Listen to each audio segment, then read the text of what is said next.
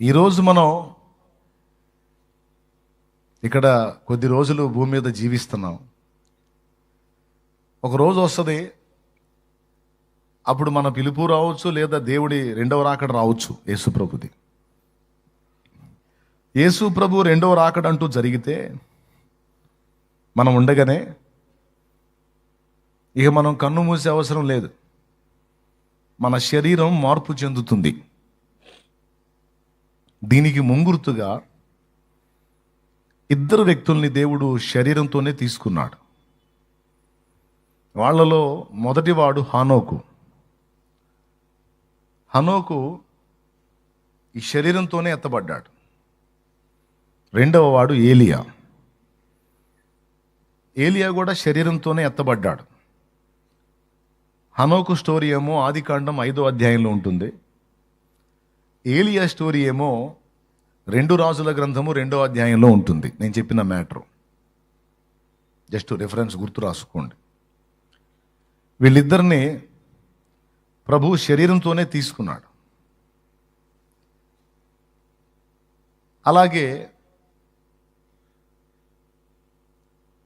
మోషేని చనిపోయిన తర్వాత తిరిగి లేపాడు. మోషే శరీరం చనిపోయింది. తర్వాత మళ్ళీ మిఖాయేలును పంపించి మోషేని పునరుద్ధానం చెందించాడు దేవుడు.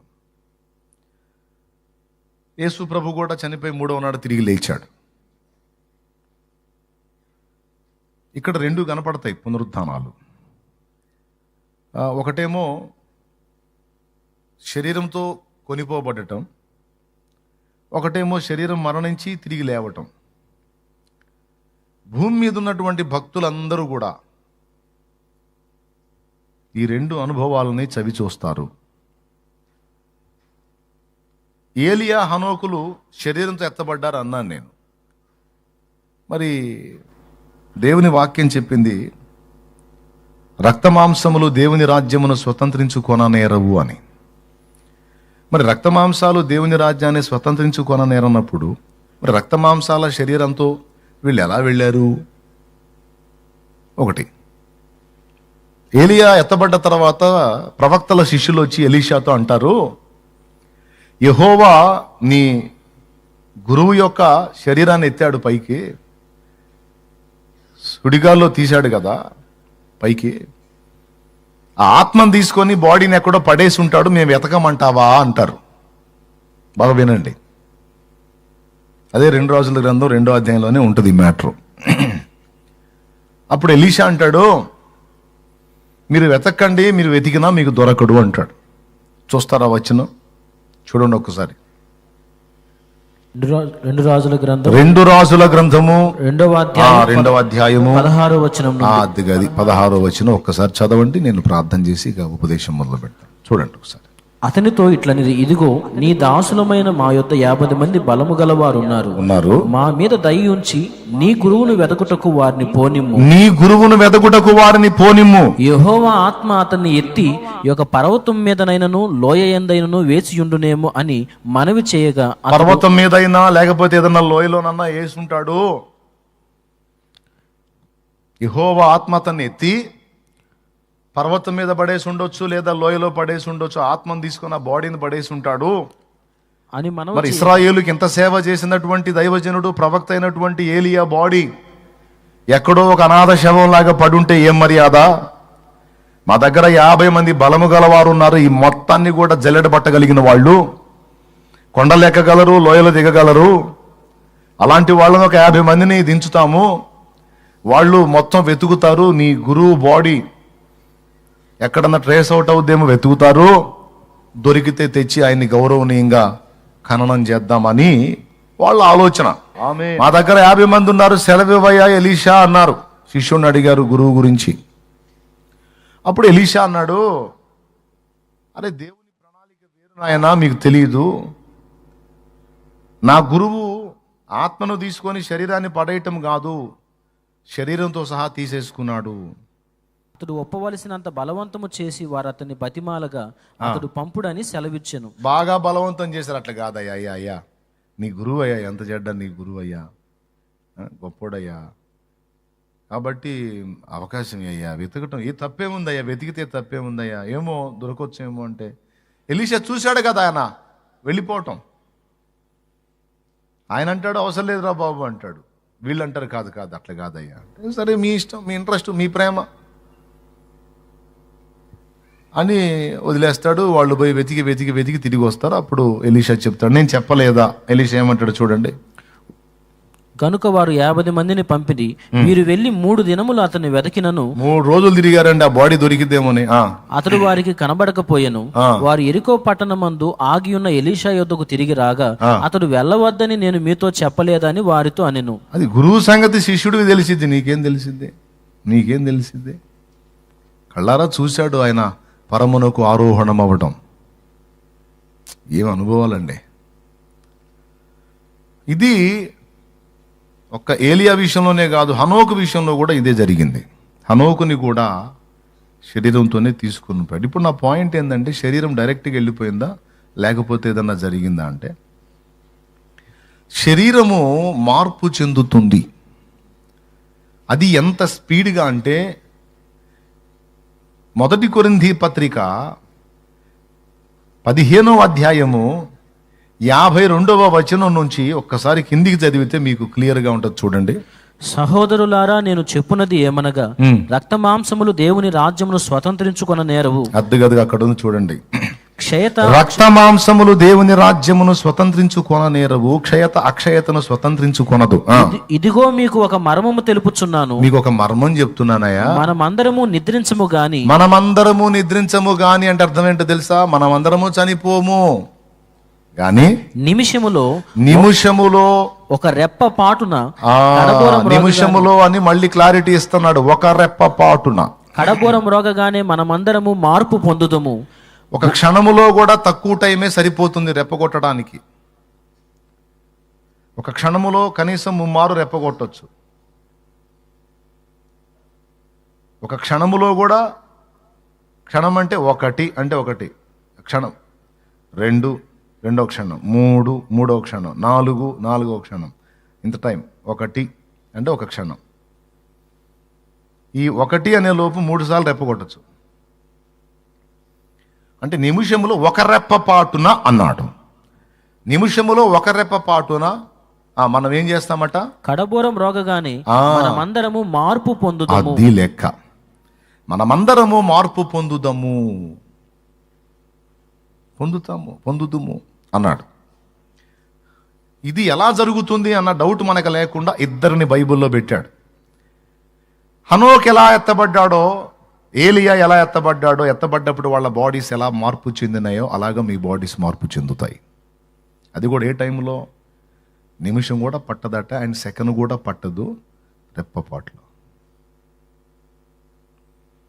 రెప్పపాట్లో ఏం జరిగిద్దంట అంటే ఈ రక్తమాంసాల శరీరము మహిమ శరీరంగా మార్చబడింది. ఆ మహిమ శరీరం అక్షయమైనది. ఈ శరీరం ఏమో క్షయమైపోయేది. క్షయము అంటే నశించిపోయేది, లయమైపోయేది. అక్షయమైనది అంటే నశించనిది, లయము కానిది. క్షయ వ్యాధి అంటారు అప్పట్లో. టీబీ నియముని క్షయవ్యాధి అంటారు. క్షయవ్యాధి అనే పేరు ఎందుకు పెట్టారో తెలుసా? ఇక ఆ జబ్బు వచ్చిందంటే క్షయమైపోవటమే, అంటే ఇక బ్రతకడు అని. అందుకని దానికి క్షయదగ్గు, క్షయ అనే పేరు పెట్టారన్నమాట. కొంతమంది పిల్లలకి అక్షయ అనే పేరు పెడతారు. అంటే ఎప్పటికీ నశించనిది, లయము కానిది, క్షయము కానిది అని అర్థం. అర్థమైందా? స్తోత్రం చెప్పండి. క్షయత అక్షయతను ధరించుకున్నప్పుడు విజయమందు మరణము మృంగివేయబడును. కాబట్టి ఇక్కడ పునరుద్ధానమేమో మృతులైన వారికి, మనమేమో ఒకవేళ యేసుక్రీస్తు 2వ రాకడ వరకు బై లక్ మనం కానీ సజీవులుగా ఉంటే ఇక సత్య అవసరం ఉండదు, ఇంకా డైరెక్ట్గా వెళ్ళిపోవచ్చు. ఎట్లా వెళ్తామండి అంటే హనోకి వెళ్ళాడు, ఏలియా వెళ్ళాడు, అలాగున మిమ్మల్ని కూడా పైకెత్తుతానని దేవుడు చూపిస్తున్నాడు. ఎలా వెళ్ళారు వాళ్ళు? అగ్ని రథములు గుర్రములు కనబడి ఏలియా ఎలీషాని వేరు చేశాయి. సర్రమని సుడిగాలి తిరిగింది ఏలియా చుట్టూ. నాకు తెలిసి ఆ సుడిగాలి ఆయన చుట్టేసినప్పుడే బాడీ మారిపోయి ఉంటుంది. ఆ పైనున్న అలాగ సుడిగాలు అలా లేచాడు. గురువు ఎప్పుడైతే అలా గాల్లో లేచాడో ఎలీషా అడిగాడు, నా తండ్రి ఇశ్రాయేలుకు రథమును రౌతును నువ్వు వెళ్ళిపోతున్న వాళ్ళ గతేందయ్యా అని ఏడ్చాడు. అప్పుడు పైకి వెళ్ళిన తర్వాత ఏలియా దుప్పటి ఎలీషా మీద పడింది.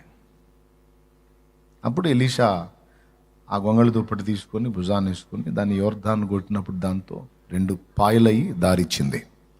ఏలియా దేవుడు ఎక్కడా అని కొట్టాడు. దాని అర్థం ఏంటంటే, నేను వెళ్తున్నాను, దేవుడు నన్ను పిలుస్తున్నాడు, ఇదిగో నా తర్వాత ఆ ప్రవక్త పరిచర్య చేసే భాగ్యం నీకు దక్కింది, ఇదిగో నువ్వు తీసుకోమని దేవుడు సెలవిచ్చాడు నాయన అని ఆ గొంగళి దుప్పటి ఆయన మీద దేవుడే అనుగ్రహించాడు ఎలీషాకి. తర్వాత ఏలియా చేసిన దానికి 2 పరిచర్య ఎలీషా చేశాడు. అయితే వీళ్ళని ఆరోహణం చేయించిన విధానం చూసినప్పుడు మార్పు చెందించి తీసుకున్నాడు. సో మనకు కూడా అలాంటిదే జరుగుతుంది. అందుకని క్రీస్తుకు ఏలియాల ఆరోహణము. ఎందుకంటే మొత్తం ప్రపంచ ప్రజలందరూ 2 భాగాలు. ఒకటి ప్రభు రాకడ కంటే ముందే కన్ను మూసి సమాధి చేయబడిన వాళ్ళు. 2 ప్రభు రాకడలో ఎత్తబడేవాళ్ళు.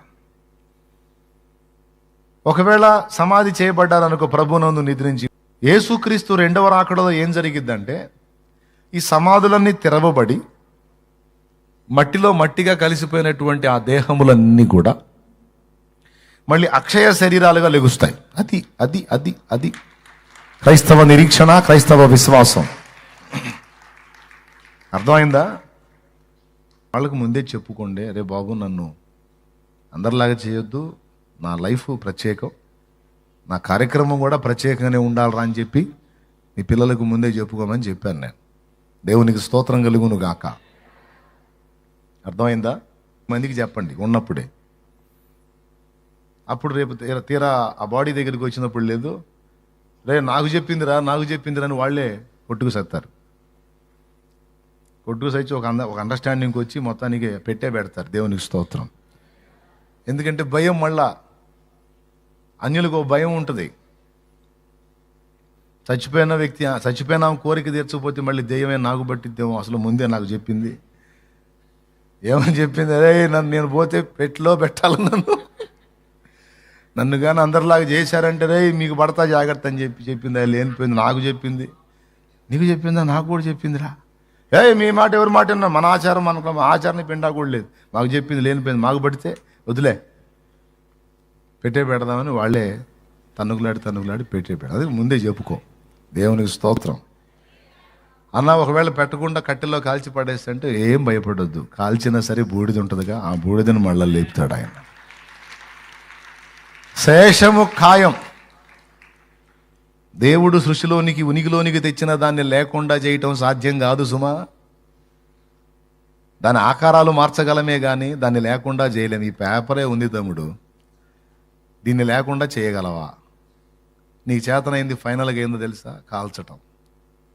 కాలిస్తే మరి పేపర్ ఆకారం పోయి బూడిద ఆకారం ఉందిగా, దాని శేషం ఉందిగా, అది కూడా లేకుండా చేయొచ్చు. దాని చేతిలో తీసుకొని నలిపి అని ఊదేయచ్చు అంటావా?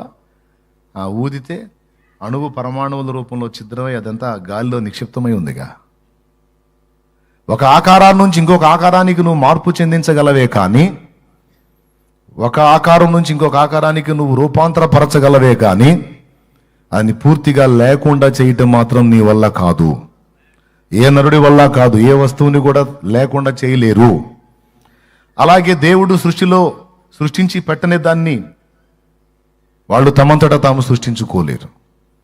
ఆల్రెడీ దేవుడు సృష్టిలో సృష్టించినటువంటి పదార్థాన్ని ఒక ఆకారం నుంచి ఇంకొక ఆకారానికి మార్చుకొని మనకు అనువుగా తెచ్చుకుంటున్నాం తప్ప గాల్లో మనం ఏం సృష్టించట్లా. సాధ్యమేనా అట్లా గాల్లో క్రియేట్ చేయటం? కుదరదు అట్లా. దేవునికి స్తోత్రం కలుగును గాక. హల్లెలూయా. అది సాధ్యపడదు. ఇప్పుడు దీన్ని బట్టి మీకేమర్థమైంది అంటే, దేవుడు సృష్టించనిది మానవుడు సృష్టించలేడు. అలాగే దేవుడు సృష్టిలో ఉనికిలోకి తెచ్చిన దాన్ని లేకుండా పూర్తిగా నిర్మూలం చేయటం కూడా సాధ్యం కాదు. కాబట్టి మన బాడీని కూడా అంతే, తీసుకెళ్ళి కట్టెల్లో కాల్చినా, బొందల్లో పూడ్చినా, నీళ్ళల్లో పడవేసినా ఎక్కడికి పోదు. దీని శేషం అయితే ఖచ్చితంగా ఉంటుంది. అది దేవుడి ఏర్పాటు. అది తప్పకుండా దాన్ని మళ్ళా నవీన శరీరముగా, మహిమ శరీరముగా మార్చి పడేస్తాడు ఆయన. మృతి నొంది మళ్ళా పునరుద్ధానం చెందేటువంటి వాళ్ళకి ముంగురుతుగా క్రీస్తు లేపబడ్డాడు, మోషే లేపబడ్డాడు. దానికి 2 సాక్షులు, దీనికి 2 సాక్షులు. ఎత్తబడే వాళ్ళకేమో ఎవరు సాక్షులు? ముంగురుతులు సాక్షులు కాదు, ముంగురుతులు. ఎవరు? హనోకు, ఏలియా. శరీరాలు మార్పు చెంది ఇంకెళ్ళిపోతారు, మరణం చూసే అవసరం లేదు. ఒకవేళ మరణించిన వాళ్ళ సంగతి ఏంటి అంటే, మోషే బాడీ ఎలా అయితే లేచిందో, క్రీస్తు శరీరం ఎలా లేచిందో, అలాగే వీళ్ళ శరీరాలు కూడా, ఈ మరణించిన వారి శరీరాలు కూడా లెగుస్తాయి. అలా మృతి నొంది తిరిగి లేపబడిన అనుభవాన్నే పునరుద్ధానము అన్నారు. దాన్నే మృతుల పునరుద్ధానము అన్నారు. ఇక వినండి జాగ్రత్తగా. మనం పునాదులుగా తెలుసుకోవాల్సిన విషయాలలో 6వది అదే, మృతుల పునరుద్ధానము. మొట్టమొదటిది యేసుక్రీస్తును గూర్చిన సత్యము, 2వది మారు మనస్సును గూర్చిన సత్యము, 3వది విశ్వాసమును గూర్చిన సత్యము, 4వది బాప్తిస్మములను గూర్చిన సత్యము, 5వది హస్తనిక్షేపణను గూర్చిన సత్యము, 6వది మృతుల పునరుద్ధానమును గూర్చిన సత్యము, 7వది నిత్యమైన తీర్పు. క్రైస్తవుణ్ణి అని చెప్పుకుంటున్న ప్రతి ఒక్కళ్ళకి కనీసం తెలిసి ఉండాలి, కనీసపు అవగాహన ఉండాలి ఈ అంశాల మీద. నిన్ను అడిగితే ఎవరైనా చెప్పగలిగి ఉండాలి. నువ్వు మృతుల పునరుద్ధానం అంటే ఏంటమ్మా అంటే, అది మామూలుగా మృతుల పునరుద్ధానం అంటే అండి, మరి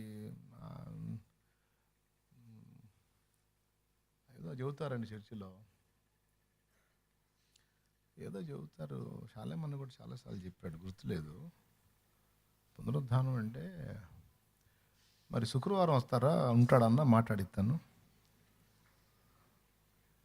అనకూడదు.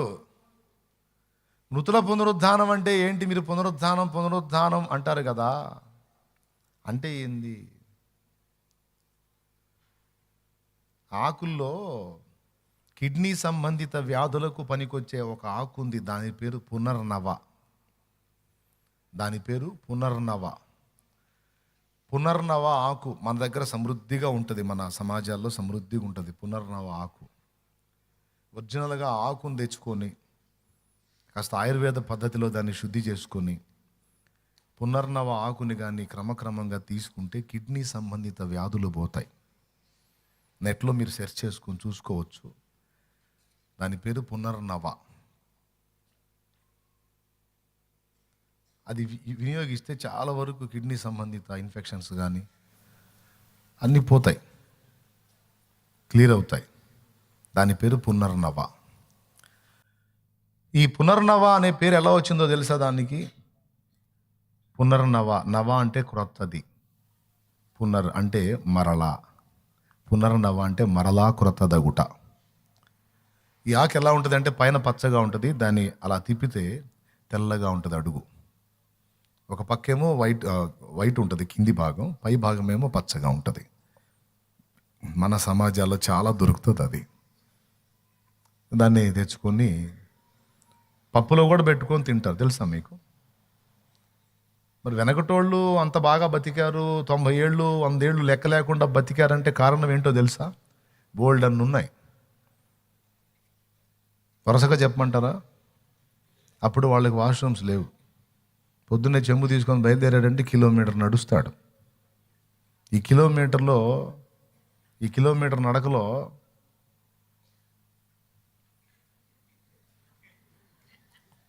న్యాయం జరిగిద్ది. ఇప్పుడేముంది, గదిలోనే వాష్రూమ్. ఓకేనా? వాళ్ళు ఎట్టి పరిస్థితుల్లో పొద్దున్నే లేచినప్పుడు ముందు వాళ్ళ మంచాల దగ్గర ఇత్తడి చెంబుల్లో నీళ్లు పెట్టుకుంటారు. నైటు తెల్లవారేసరికి తడవ కాసిన తాగుతారు. ఇంకా ఏమైనా మిగిలి ఉంటే ఆ తెల్లవారుజామున వాళ్ళు బహిర్భూమికి వెళ్ళాలనుకున్నప్పుడు ఆ చెంబు మొత్తం నింపేసుకుంటారు. కడుపు నిండా నీళ్ళు ఎప్పుడైతే తెల్లవారుజామున పొట్టలోకి వెళ్తాయో కదలికలు స్టార్ట్ అవుతాయి. కదలికలు స్టార్ట్ అయితే అండ్ నడుస్తాడు కాబట్టి నడక, లోపల పడ్డ నీళ్ళ బరువు వెరసి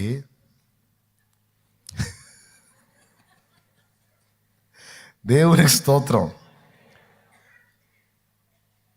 ఇప్పుడేమో నీళ్లు తాగే అలవాట్లు లేదు. సరే నైట్ తాగొద్దు, మూత్రానికి వెళ్ళాల్సిన పరిస్థితి వస్తుంది అనుకుంటే తెల్లవారుజామునైనా సరే రాగి చెంబుల్లో పెట్టుకుంటారు. దానిలో మంచి ప్రయోజనం ఉంది. రాగి చెంబులో నీళ్లు పెట్టుకోవటం. తెల్లవారు లేసి ఆ రాగి చెంబులో నీళ్లు తాగుతారు, ఇత్తడి చెంబులో నీళ్లు తాగుతారు. అట్లా వాళ్ళు చేస్తారు కొన్ని. పల్లెటూరు ఆచారం అంటారు. పల్లెటూరు ఆచారాన్ని తలకాయ కాదు, ఇప్పుడు అందరూ అట్టే వస్తున్నారు. తిన్న తిండి ఏంటి వాళ్ళు? సామలు, ఊదలు, అరికెలు, కొర్రలు అంటూ కొర్రలు. ఏమండి వాళ్ళు తిన్నాయి. రైస్ తిన్నా కూడా ముడిగా తిన్నారు. ఇప్పుడు బాగా తెల్లగా రుద్ది తిని పిల్లలకి షుగరే, పెద్దవాళ్ళకి షుగరే. నేను చెప్తున్నా, నీకు షుగర్ ఉందా? టైప్ 1 అయినా టైప్ 2 అయినా షుగర్ ఉందా? నేను చెప్తున్నా, ముందు అర్జెంటుగా ఫుడ్ను మార్చేను. జొన్న, సజ్జ, రాగి, కొర్ర వీటిలోకి వెళ్ళు. ఒకవేళ నువ్వు అది అట్లాగా వండుకొని తినటం నీ వల్ల కాకపోతే ఇడ్లీ లాగేసుకో, పిండి పట్టించి అట్టులాగేసుకో. ఆడవాళ్ళకి నేనేం చెప్పేది అండి, నేనేం ఆడపిల్లనా? మీకే తెలివి రావాలి. నేను చెప్పింది చేయి, నువ్వు చూసుకో. నీ బాడీకి కావాల్సిన ప్రోటీన్స్ అన్నీ అందుతాయి, విటమిన్స్ అందుతాయి. ఇంకా చెప్పాలంటే మన డిఎన్ఏలో కూడా, మన పితరుల డిఎన్ఏలో, మన పితరుల అలవాట్లు కూడా మన డిఎన్ఏలో డిజైన్ చేయబడి ఉంటాయి. వాళ్ళు ఏం తిన్నారు, వాళ్ళ బాడీస్ నుంచి మన బాడీస్ వచ్చాయి. వాళ్ళదే కదా మన డిఎన్ఏ. ఓకే, అందులో ఏం డిజైన్ చేయబడి ఉంటుంది? జొన్న, సజ్జ, రాగి, కొర్ర ఇవి వాళ్ళు తినున్నారు కనుక ఆ పదార్థం మనం తీసుకున్నప్పుడు మన బాడీ సపోర్ట్ చేసిద్ది. నాకు పడదు అంటారు. ఎందుకు పడదో అది నీ ఫీలింగు. నోరు మూసుకొని చెప్పింది చెయ్యి. దేవునికి స్తోత్రం. అసలు నీ డిఎన్ఏ డిజైనింగ్లో ఆ ఫుడ్ ఉంది. పడదేంది? పడిద్ది, పడాలా, లేకపోతే సేవ చేయటానికి ఉండవు. ఇక నేను చెప్పినట్టు చేయండి. టైప్ 1 అయినా టైప్ 2 అయినా ఫస్ట్ ఆహారపు అలవాటు మార్చండి. వాళ్ళు ఆహారం అలా తీసుకున్నారు. వాళ్ళు పొలంలో దొరికేటువంటి ఆకుల్లో శ్రేష్టమైన ఆకులు వెతుక్కొని తెచ్చి పప్పులో పెట్టుకొని తిన్నారు. మునగాకు పప్పు అని, ఇప్పుడు నేను చెప్పిన పునర్నవ ఆకు కూడా పప్పులో పెట్టుకునేవాళ్ళు. అలాగే మెంతికూర పప్పు అని, తోటకూర పప్పు అని, గోంగూర పప్పు అని. గోంగూరలో ఐరన్ ఉంటుంది. మెంతికూర, మెంతులు ఎంత చేదు ఉంటాయి, మెంతికూర కూడా చేదు ఉంటుంది, కానీ పప్పులో పెట్టి పెచ్చ టేస్ట్ ఉంటుంది. అవునా? ఏం చేద్దాం, మా వాళ్ళకి చెప్పి నాకు కూడా అలవాటైంది. దేవునికి స్తోత్రం. ఇప్పుడు నువ్వు మాకు వాక్యం చెప్పడానికి వచ్చావు, లేదు మెంతికూర పప్పుల గురించి చెప్పడానికి వచ్చావు అనుకోవద్దు. ఎంత సందర్భం వచ్చింది. మరి హెల్త్ రిపోర్ట్ కూడా ఇస్తున్నాను నేను, మీకు ఉపయోగపడేది తీసుకోండి. మీరు 10 కాలాల పాటు కాదు, 50 కాలాల పాటు బతికి దేవుని సేవ చేయాలని నా ఆశ. లోకస్తులేం 10 కాలాల పాటు చల్లగా ఉండంటే 10 సంవత్సరాలేగా. నేను కోరుతున్నాను, మీరు 50 కాలాలు 100 కాలాలు చల్లగా ఉండాలి, బాగుండాలి, దేవుని సేవ చేయాలి, దేవుని కోసం బతకాలి. జస్ట్ నువ్వు ఫుడ్ మార్చు, కొంచెం నీ ఆహారపు అలవాట్లు, శరీర విధానం కొంచెం చిన్న చిన్న మార్పులు చేయి. వాళ్ళు ఏం చేసేవాళ్ళు, ఎక్కువగా ఊళ్ళో పట్టణాల్లో బ్రతకరు, ఎక్కువగా పొలాల మీద ఉండేవాళ్ళు. చక్కని ఆక్సిజన్, మంచి గాలి. పొద్దున్న లేచి బ్రష్ తీసుకొని పేస్ట్ వేసి రుద్దింది అట్ట చేయరు వాళ్ళు. వేప పుల్ల కానీ కానుగ పుల్ల కానీ ఆ పుల్లలు తీసుకొని మెత్తగా బ్రష్ లాగా నమిలి దాంతో పళ్ళు దోముకునేవాళ్ళు. వేప యాంటీబయాటిక్, చిగుళ్ళ జబ్బులు, కడుపు జబ్బులకు హీల్ చేసే పవర్ ఉంది, దానికి స్వస్థత ఇచ్చే పవర్. గానుగ కూడా అంతే. గానుగ పుల్ల ఇంకా ఎక్కువ ప్రయోజనకారి. గానుగ పుల్ల తెలుసా మీకు? గానిగ చెట్టు తెలుసా? దాన్ని కానుగ అంటారు. మన వాళ్ళు గానిగ చెట్టు అంటారు. అందుకని గానిగ అంటే అర్థం అవుతుందని చెబుతున్నాను నేను. ఆ పుల్లతో మొహం కడిగేవాళ్ళు. అప్పుడు నాలుగు సమస్యలు, నోటి సమస్యలు, చిగుళ్ళ సమస్యలు, దంత సమస్యలు పోతాయి. ఇప్పుడు ఇవన్నీ ఇంత రిస్కులు ఎవరు చేస్తారు? ఈ పొద్దున్న యాప్ వాళ్ళు ఆడని ఎవరు వెళ్ళాడతారండి? యాప్ చెట్లే లేవు, కాజేశారు మొత్తాన్ని. పొద్దున్నే కాస్త ఏకాంతంగా అట్లా వెళ్ళటం. వాళ్ళు చేశారు ఆ పనులన్నీ ముసలాళ్ళు. అందుకే 90, 100 అంటే లెక్క లేకుండా బతికారు. మళ్ళీ 90 ఏళ్ళోడు కూడా పని చేశాడు.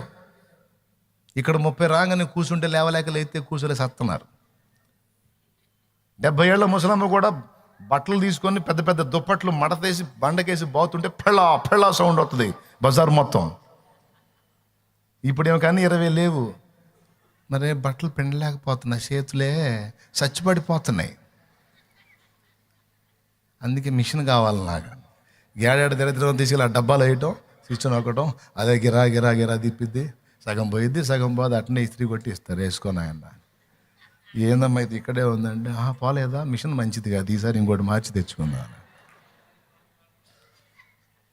ముసలమ్మలు అట్ట కాదుగా, దుప్పట్లను కూడా ఆంతరం మెలేసి కొడితే బండకేసి బండ బగిలిద్దేమో అనిపిస్తుంది, అంతలా దెబ్బలు కొట్టేవాళ్ళు. 70 ఏళ్ళ ముసలమ్మ చేయని. ఇక నేను లాక్కొని పోలేను. మళ్ళీ ఆ ఉండేది జానబెత్తిడే. ఆ జానబెత్తిడి మనిషి 6 అడుగులను పట్టుకొని నీకోసమే వచ్చా, ఏంది పోతా ఆగాను. ఇక చెయ్యి బీక్కోలేను నేను, రాధిక చెంచా కండలేదు ముసలమ్మ దగ్గర. పట్టితే నేను వదిలించుకోలేకపోయాను. అమ్మ ఏంది మనిషి, నీ పొజిషన్ చూస్తే నువ్వే నాకు ప్రార్థన చేయాలి, నేను అట్టున్నాను. ఇంక నీకు ప్రార్థన తిక్కలదానప్పో బ్రహ్మాండంగా ఉన్నావు అని చెప్తాను.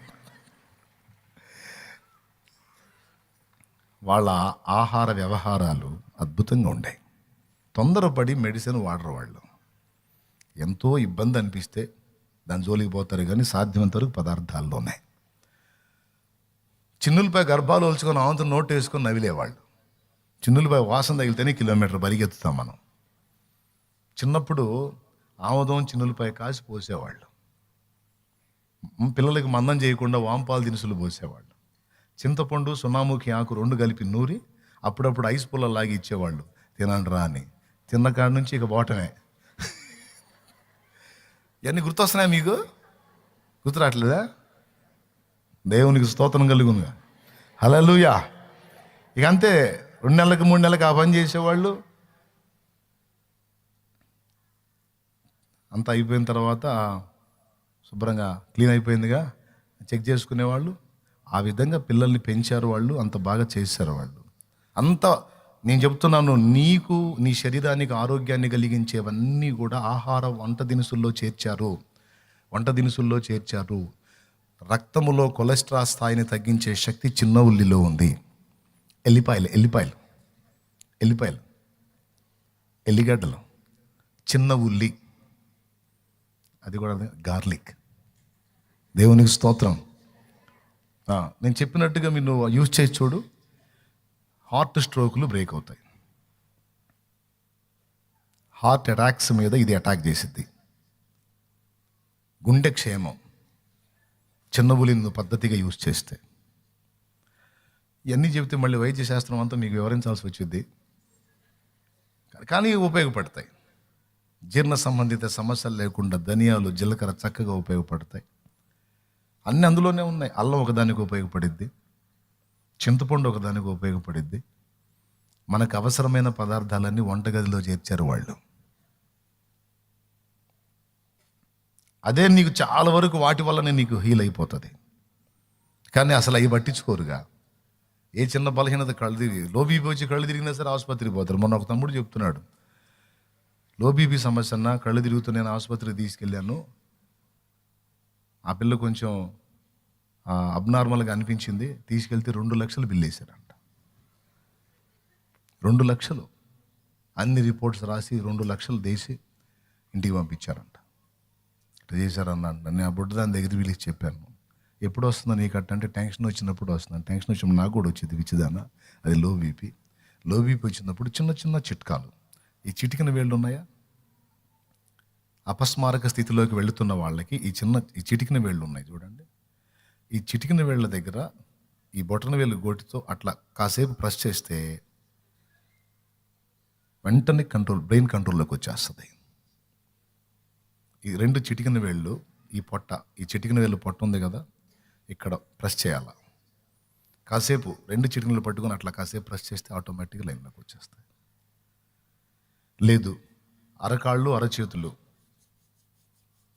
రుద్దండి, క్షణాల్లో లైన్లోకి వచ్చేస్తారు. లో బీపీ సమస్య ఉన్నవాళ్ళు, లో బీపీ అసలు సమస్య కాదు, నిర్లక్ష్యం చేస్తే ఊపిరిపోయే అవకాశం కూడా ఉంటుంది దానికి. ఎందుకంటే పల్స్ పడిపోతుంది, ఆక్సిజన్ అందదు, చెమటలు పట్టేస్తుంది, నీరసం అయిపోతుంది, అంటే కానీ శ్వాస అందదు. ఏమండి, సింపుల్. వెంటనే లైన్లోకి వచ్చేస్తారు. కొద్దిగా మజ్జిగలో అంత ఉప్పేసి ఇవ్వండి, మీరు తాగితే చాలా లైన్లోకి వచ్చేస్తారు. అట్లాగా చిన్న చిన్న పరిష్కారాలు, పెద్ద సమస్యలు కూడా చిన్న పరిష్కారాలు. చిన్నపిల్ల చేష్టాలు అంటారు, అవి వచ్చిన వాళ్ళు కూడా ఈ చిటికిన వేలు ప్రెస్ చేయడం వల్ల వాళ్ళు లైన్లోకి వచ్చేస్తారని వైద్యులు చెప్పగా నేను విన్నాను. అనుభవజ్ఞులు, దాదాపు 60 ఏళ్ళు ప్రాక్టీస్ ఉన్న వాళ్ళు చెప్పినటువంటి విషయాలు విన్నాను. నేను అడుగుతానండి, అడగాలండి, పెద్దవాళ్ళని అడిగి తెలుసుకోవాలి. ఎట్లా దీనికి విరుగుడేంది? వైద్యులు ఎవరన్నా నాకు పరిచయస్తులు ఉంటే నాకున్న డౌట్లన్నీ వాళ్ళని అడుగుతా, రిక్వెస్ట్ చేసి అడుగుతా, నాకు నీకు తెలుసుకోవాలని ఉందండి, నాకు చెప్పండి అని. అవి మనసులో హృదయంలో పెట్టుకుంటాను నేను. అట్లాగా గుండె సంబంధిత సమస్యలు రాకుండా చిన్న ఉల్లి వాడండి. షుగరు బీపీలు 2 కంట్రోల్ కావటానికి జొన్న, సజ్జ, రాగి, కొర్ర, అంటుకొర్ర వాటిలోకి వెళ్ళండి. అవి డైరెక్ట్గా తినడానికి మీ వల్ల కాదు, నాకు తెలుసు. ఎందుకంటే బాగా పాలిష్ ఫుడ్కి అలవాటు పడ్డారు. అందుకని వాటిని ఇడ్లీలాగా చేసుకొని చక్కగా సాంబార్ మీరు చేసుకున్న పర్లే, హోటల్ నుంచి తెచ్చుకొని వేసుకో శుభ్రంగా. ఇప్పుడు నేను ఆ పని చేస్తున్నా, దేవునికి స్తోత్రం. మిల్లెట్స్ ఇడ్లీ సాంబార్ వేసుకో శుభ్రంగా, సాంబార్ ఇడ్లీ. మళ్ళీ మీరు మామూలు ఇడ్లీ తెచ్చుకొని తింటారు, అది కూడా బియ్యం రవ్వేగా, అది కూడా కార్బోహైడ్రేటేగా. ఎందుకు ఆ సమస్యలు? ఇవన్నీ మనకు సమస్య రాకముందే జాగ్రత్తగా ఉందాం. మన ప్రయత్నం మనం, ఆ తర్వాత వచ్చినా మనం చేయగలిగింది ఏం లేదు, దేవుని చిత్తం, దేవునికి స్తోత్రం. కానీ మనం ఉండే జాగ్రత్తలో మనం ఉండాలి కదా. ఇదంతా కూడా పునర్నవ అనే ఆకు దగ్గర వచ్చింది. దేవునికి స్తోత్రం. సాధ్యమైనంత వరకు నేను చెప్పిన చిట్కాలు మీరు పాటించండి. కొద్దిగా పొద్దున్నే కాస్త నడవటం అనేది నేర్చుకోండి. ఏదన్నా చిన్న పని పెద్ద పని వంగుతా లెగుస్తా మీరే చేయటం నేర్చుకోండి. మరి సోమవారులుగా తయారైతే వెయిట్ పెరుగుతారు. ఊరక నిద్రపోతే ఒళ్ళు వచ్చిద్ది, ఒళ్ళు వచ్చిన కాడ నుంచి ఊరక నిద్ర వచ్చిద్ది. విచిత్రం. దేవునికి స్తోత్రం. ఏం చెప్పాను నేను? ఎక్కువ నిద్రపోయేవాడికి తొందరగా ఒళ్ళు వచ్చిద్ది, ఒళ్ళు వచ్చిన కాడ నుంచి ఎక్కువ నిద్ర వస్తుంది, ఇంకా డబల్ అయిపోతూ ఉంటాడు. వద్దు, నేను ముందే చెప్తున్నాను, చిన్న పని పెద్ద పని కాస్త వంగుతా లెగుస్తా కాస్త ఒంటికి శ్రమ పెట్టండి. కాస్త ఏకాంతంగా పురుషులు, ముఖ్యంగా పురుషులు కాస్త నడవండి. ఆడవాళ్ళు అంటే ఎడుగుడు నడుస్తారు. ఆడవాళ్ళు ఇంట్లో పని వాళ్ళంతటా వాళ్ళు ఇంట్లో పని చేసే పని అయితే ఒక స్త్రీ ఒక రోజుకి ఇంట్లో తిరిగే తిరుగుడే 5 నుంచి 15 కిలోమీటర్లు తిరిగిద్ది. తెలుసా మీకు ఆ సంగతి? తిరగకుండా ఉండే సోమవారాలు మనమే. వాళ్ళ కిచెన్లోకి, ఇంట్లోకి, బయటికి, అక్కడ ఊడ్చేదానికి ఇదంతా తిరుగుతా వాళ్ళకి మనకు కావాల్సినవన్నీ సర్వ్ చేస్తా, మస్తు వ్యాయామం వాళ్ళకి. అందుకే వాళ్ళు గట్టిగా ఉంటారు. ఏదో నువ్వు భర్తవు కాబట్టి కొడితే పడుతున్నారు, కానీ రిటర్న్ అయ్యి వాళ్ళు ఒకటి ఇచ్చారంటే నువ్వు అరగంట దాకా లేవు. ఏదో మర్యాద కాదని వాళ్ళు ఏదో దేవుడి కృపను బట్టి మన జోలికి రావట్లేదు. కానీ సరిగ్గా ఇక లాభం లేదు, వీడికి ఇవ్వాల్సిందని చెప్పని పిడికిలి బిగబట్టారా, ముక్కు మీద షాట్ పడిందంటే అరగంట దాకా బ్లడ్ ఆగదు. ఫిజికల్గా అంత స్ట్రెంత్. చిన్న కడుపు నొప్పి వస్తే 3 రోజులు గ్లూకోజులు ఎక్కించాలి నీకు. బిడ్డ నొప్పులు అంటే మామూలు విషయం కాదు. మరి ఆ నొప్పులు నీకు వస్తే పోవటమే. ఆల్రెడీ గట్టిగా ఉంటారు, అందుకే చెబుతున్నాను. మీరు ఇంకా భర్తను కోల్పోయిన స్త్రీ ఎక్కువ కాలం బతికిద్ది. భార్య పోయిందంటే భర్త ఎక్కువ కాలం బతకడు. ఎందుకు? ఆధారపడి అలవాటు అయిపోయి బాగానే ఉతికేవాళ్ళు ఉండరు, తోమేవాళ్ళు ఉండరు, పెట్టేవాళ్ళు ఉండరు. ఉన్నప్పుడు తాగించుకోవటం హెచ్చులుగా పోయిందనుకో, 2-3 ఏళ్ళకే టికెట్ వచ్చేస్తుంది. అదే మనం పోయి 15 ఏళ్ళు 20 ఏళ్ళు లెక్క లేకుండా బతున్నారు. వాళ్ళు ఉతుకోవటం, ఇక్కడ తోముకోవటం, వాళ్ళే చేసుకోవటం, మొత్తం అంతా ఐటమే. ఇంకా కావాలంటే ఇక మనం పోయిన తర్వాత వాళ్ళు ఇంకా ఫ్రీ దొరికిద్దరు. ఇద్దరు వదిలిపోయింది, ప్రశాంతం ఉంది అనుకుని హాయిగా రోజు ఆ బండ చాకిరి తప్పింది నాకు అనుకుని ఇంకా ఎంజాయ్గా బతుకుతారు. దేవునికి స్తోత్రం కలుగును గాక. హల్లెలూయా. ఏం నీరసమయ్యారు? మరి చెప్పండి, గట్టి చెప్పండి. ఇవన్నీ ఆరోగ్య సూత్రాలండి. నేనేదో టైంపాస్ కోసం చెప్పట్లేదు. పునర్నవ వాకు దగ్గర వచ్చింది. పునర్నవ వాకు ఎందుకు వచ్చిందంటే పునరుద్ధానం గురించి వచ్చింది. అప్పుడు వాళ్ళు అవన్నీ చేశారు, అందుకే 90 అంటే లెక్క లేకుండా బతికారు. ఇప్పుడు 20 అయిపోగానే అంతా మారిపోతుంది. అప్పుడు 60 అయినా సరే ఇనుప ముక్కల్లాగా ఉన్నారు. ఇప్పుడు 20కే సరిగ్గా అయిపోయి కూర్చుంటే లేవలేక లేతే కూర్చోలేక, ఒక అమ్మాయి అయితే 18 ఏళ్ళకి ఊగులాడుతుంది. 4 పిట్ట మెతుకులు చాలు, ఎక్కువ తినను ఎండి చేపల్లాగా.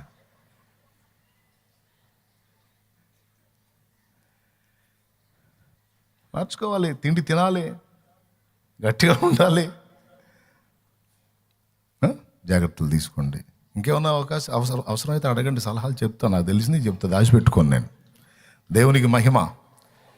మళ్ళీ దేవుని సలహాలు వదిలిపెట్టి వైద్య సలహాలు అడిగారు అచ్చంగా.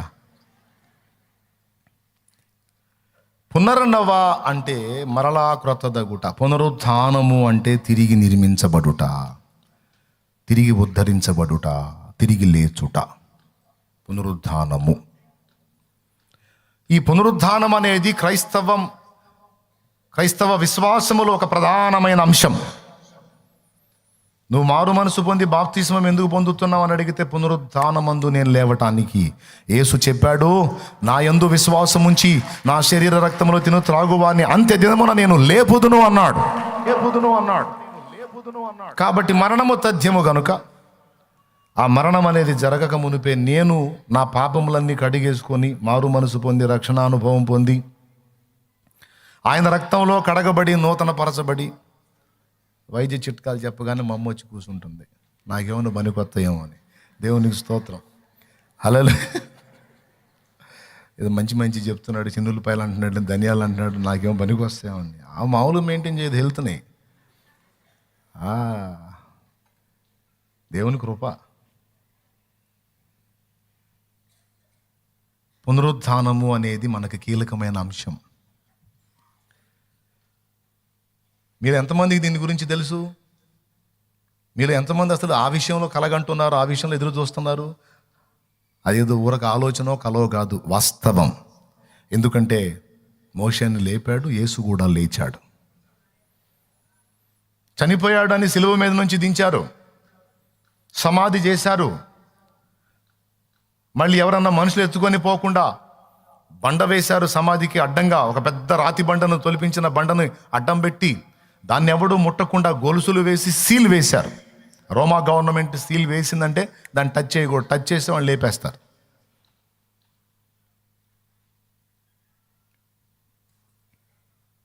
ఆదివారం తెల్లవారుజామున దూత వచ్చేశాడు, సమాధికి అడ్డుగా ఉన్న రాయి తొలగించాడు. విచిత్రం చెప్పనా? రాయి తొలగించకపోయినా యేసు బయటికి రాగలడు. ఎందుకంటే మహిమ శరీరానికి ఆ శక్తి ఉంది. మహిమ శరీరానికి ఆ శక్తి ఉంది. కానీ మరి రాయి ఎందుకు తొలగించాడు? అది యేసయ్య బయటికి రావడానికి కాదు, ఆయన లేచి ఉన్నాడన్న సంగతి లోకానికి తెలియటానికి. దేవునికి స్తోత్రం కలుగును గాక. ఎవరికి తెలియటానికి? ప్రజలకి, శిష్యులకు తెలియటానికి, సాక్షులకు తెలియటానికి రాయిని పక్కకు దొల్లించాడు దూత. అంతేగాని రాయి అడ్డం కాదు ఆయనకి. లోపల లేచాడు ఆయన. 3వ నాడు తిరిగి లేచాడండి. మళ్ళీ అదే శరీరం, గాయాలు ఉన్నాయి, ప్రక్క బల్లెపు పోటు ఉంది, ఉన్నాయి, మెయిన్ గాయాలన్నీ ఉన్నాయి. శరీరం లేచింది. ఇదేంది? ఆ శరీరం ఎలా మారింది? అదే శరీరం, మళ్ళీ అదే వ్యక్తి. ఆశ్చర్యం. తోమా అంటాడు ఆయన లేచాడంటే, తోమా నమ్మడు. తోమా లేనప్పుడు, శిష్యులు మిగిలిన వాళ్ళు ఉన్నప్పుడు గదిలో ఉండి వాళ్ళు తలుపులు వేసుకొని కూర్చున్నప్పుడు వాళ్ళ మధ్య ప్రత్యక్షం అవుతాడు. పిల్లలారా మీకు శుభమగుగాక అని. వాళ్ళు భూతమని బెదిరిపోయి పక్కకి వెళ్ళిపోతారు. వాళ్ళని గద్దించి, మీరు ఎందుకు భయపడుతున్నారు? నన్ను నమ్ముటలేదా? రండి నన్ను పట్టి చూడండి. నన్ను భూతమని ఎందుకు తలంచుచున్నారు? భూతమునకు నాకున్నట్టు మాంసమును ఎముకలు ఉండవు, పట్టి చూడండి అంటే వచ్చి పట్టుకుంటే బాడీ టచ్ అవుతుంది. మీకు ఇంకా సందేహం తీరలేదా? నేనే, తినటానికి ఏమన్నా ఇవ్వండి అన్నాడు. కాల్చిన చేప ఒకటి ఉంది అక్కడ.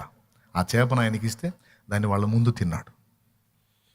ఆత్మ తినదుగా, ఆత్మ పట్టుకుంటే చిక్కదుగా, స్పర్శకు అందదుగా. యేసయ్య అందాడు. వాళ్ళు విభ్రాంతి నుండి ఆయన మాటలు విని ఆయన అంతర్ధానం అయిన తర్వాత అదే ధ్యాసలో ఉంటే ఈలోపు తోమా వచ్చాడు. తోమా, ప్రభు వచ్చాడు. తోమా, ప్రభు మా మధ్యలోకి వచ్చాడు, మాకు కనపడ్డాడు, మేము ఆయన పట్టి చూసాం, మేము కాల్చిన చేప మొక్క ఇచ్చాం, తిన్నాడు అని ఇవన్నీ చెప్తా ఉంటే, ఊరుకోండే, మీరేదో భ్రమపడుతున్నారు, ఆయన రావటం ఏంటి? మీకు పరిశోధన చేయటం తెలియదు బ్రదర్. కాల్చిన చేప మొక్కలో ఎన్ని చేపలు ఇయటం కాదు, అది కాదు పరిశోధన అంటే. లోతుగా పరిశోధన చేయాలి. అదే టైంలో నేను కానీ ఉన్నట్టయితే ఆయనో కాదు ఎలా నిర్ధారించేవాడిని తెలుసా? కల్వరి శిలువలో ఆయనను వేలాడదీసినప్పుడు ఆయన చేతులలో శీలలు కొట్టారు. ఆ శీలలు కొట్టిన బెజ్జాలు ఆ చేతుల్లో ఉండాలి. ఆయన ప్రక్కలో బల్లెపు పోటు కూర్చారు, మనకు తెలుసు కదా. ఆ బల్లెపు పోటులో మనం చేయించి టెస్ట్ చేయాలి, ఆ బాడీయా కాదా, ఆ పర్సనా కాదా అని. అట్లా నేనుంటే ఖచ్చితంగా అలా టెస్ట్ చేసి ఫైనల్ చేసేవాడు. ఈసారి తోమా ఉన్నప్పుడు వచ్చాడు. తోమా ఉన్నప్పుడు వచ్చి మిగిలిన వాళ్ళు ఎవరిని పిలవట్లా. తోమా దా అన్నాడు. రవ్వా దమ్మా, తోమా దా, ఇదిగో నా చేతులు చూడు, నా చేతులు శీలలు కొట్టిన నా చేతుల రంధ్రములలో నీ వేళ్ళుంచు. ఇదిగో తోమా నా ప్రక్కలో బల్లెపు పోటు, ఇక్కడ నీ చెయ్యి ఉంచు అని ఆయన చెయ్యి తీసుకొని బల్లెపోటు చూపించాడు. అప్పుడు గడగడలాడిపోయి, నా దేవా నా ప్రభువా అంటాడు. అప్పుడు ప్రభు అంటాడు, నమ్ముచున్నావా తోమా? ప్రభా, నా దేవా నా ప్రభువా. తోమా, నువ్వు చూసి నమ్మావు, చూడక నమ్మిన వారు ధన్యులు తోమా అంటాడు. నువ్వు చూసి నమ్మావు, చూడక నమ్మిన వారు ధన్యులు తోమా.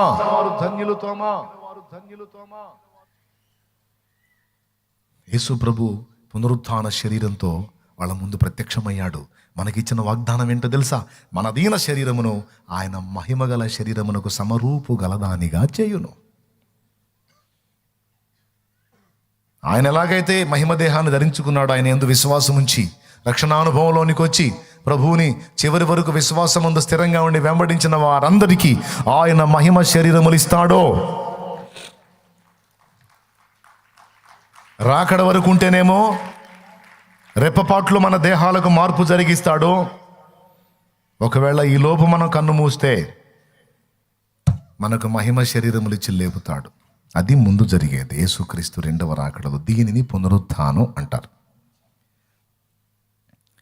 ఇప్పుడు మీకు మొత్తం నలుగురిని చూపించి 2 రకాలుగా మన బాడీని గురించి మాట్లాడాను. నలుగురు ఎవరో మీరు చెప్పాలి ఇప్పుడు నాకు.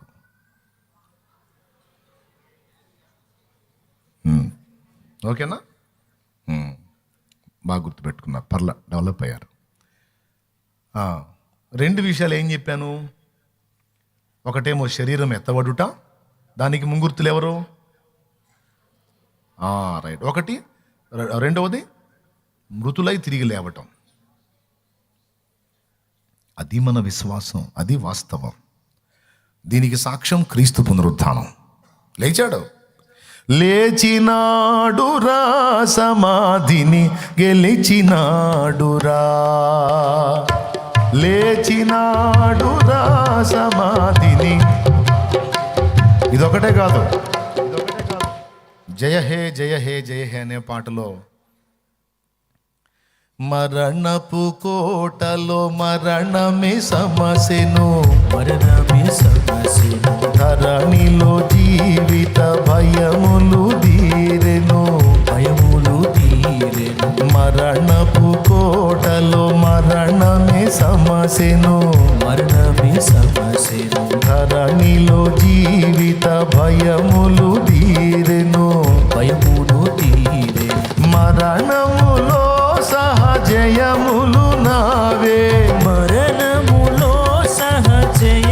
నావే, మరణములో సహజయములు నావి.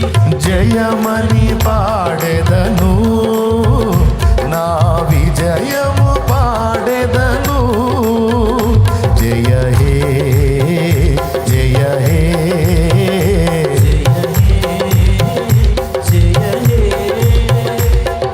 జయ జయ దేవసుత, జయ జయ విజయ సుత. భూమి మీద మనం జీవించే జీవితాన్ని దృష్టిలో పెట్టుకొని బ్రతకాలండి ప్రియులారా. ఏ దృష్టిలో పెట్టుకొని? ఇప్పుడు నేను చెప్పింది దృష్టిలో పెట్టుకొని బ్రతకాలి. ఒకటి, యేసయ్య రాకడలో ఎత్తబడే గుంపులో మనం ఉండాలి, లేదా మనం మృతులమైతే పునరుద్ధానము, మొదటి పునరుద్ధానములు ఉండునట్లు జాగ్రత్త పడాలి. ఇక ఎత్తబడే సంగతి పక్కన పెడతాను, పునరుద్ధానం గురించి మాట్లాడతాను. క్రైస్తవ విశ్వాసాల్లో చాలా ప్రాముఖ్యమైనది పునరుద్ధానం. ఒకవేళ పునరుద్ధానం అనే అంశమే లేకపోతే, యేసు సిలువలో ప్రాణం, మళ్ళీ మనం దేవుని తీర్పును ఎదుర్కొనుట, శిక్ష, రక్షణ అనే విషయాలే లేకపోతే యేసు సిలువ అవసరం లేదు. తీర్పు ఉంది, పునరుద్ధానం ఉంది, శిక్ష, రక్షణ రెండు ఉన్నాయి, నరకము పరలోకము రెండు ఉన్నాయి. గనుకనే ఆ నరకము నుంచి, ఆ శిక్ష నుంచి మనల్ని తప్పించడానికి, మనకు రక్షణనిచ్చి నిత్య జీవం మనల్ని చేర్చడానికి, నిత్య జీవం మనకు అనుగ్రహించడానికి యేసు సిలువను ఎక్కాల్సి వచ్చింది. సిలువను ఎక్కాడంటేనే అర్థం అది, ఇవన్నీ ఉన్నాయని అర్థం. లేకపోతే ఏం పిచ్చిబట్టి ఎక్కుతాడా సిలువ? లేదా టైంపాస్ కోసం ఎక్కుతాడా? సిలువను ఎక్కాడంటేనే అర్థం ఏంటి? డేంజర్ ఉంది అని. అందుకే పునరుద్ధానములో మనమందరం కూడా నిత్య జీవాన్ని స్వతంత్రించుకోవాలన్న ఆశతో, స్వతంత్రించుకొనవలెనన్న ఆశతో ప్రభు మన పక్షంగా ప్రాణం పెట్టి ప్రాయశ్చిత్తం చేశాడు.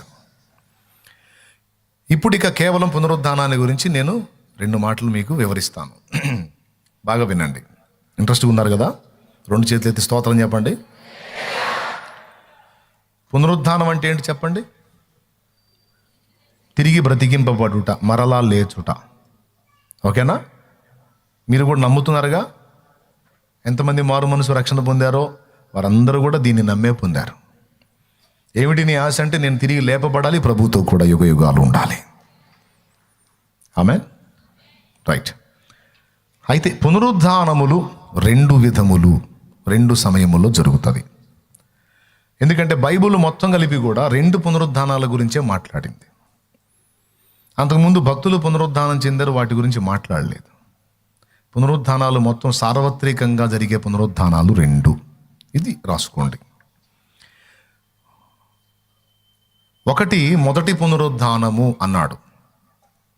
ఈ మొదటి పునరుద్ధానంలో ఎవరు లెగుస్తారంటే, ఆదాము మొదలుకొని క్రీస్తు 2వ రాకడ వరకు, మళ్ళీ చెప్తున్నాను, ఆదాము మొదలుకొని క్రీస్తు 2వ రాకడ వరకు ఎందరూ దేవుని మాటకు విధేయత చూపి విశ్వాసమును బట్టి జీవించారో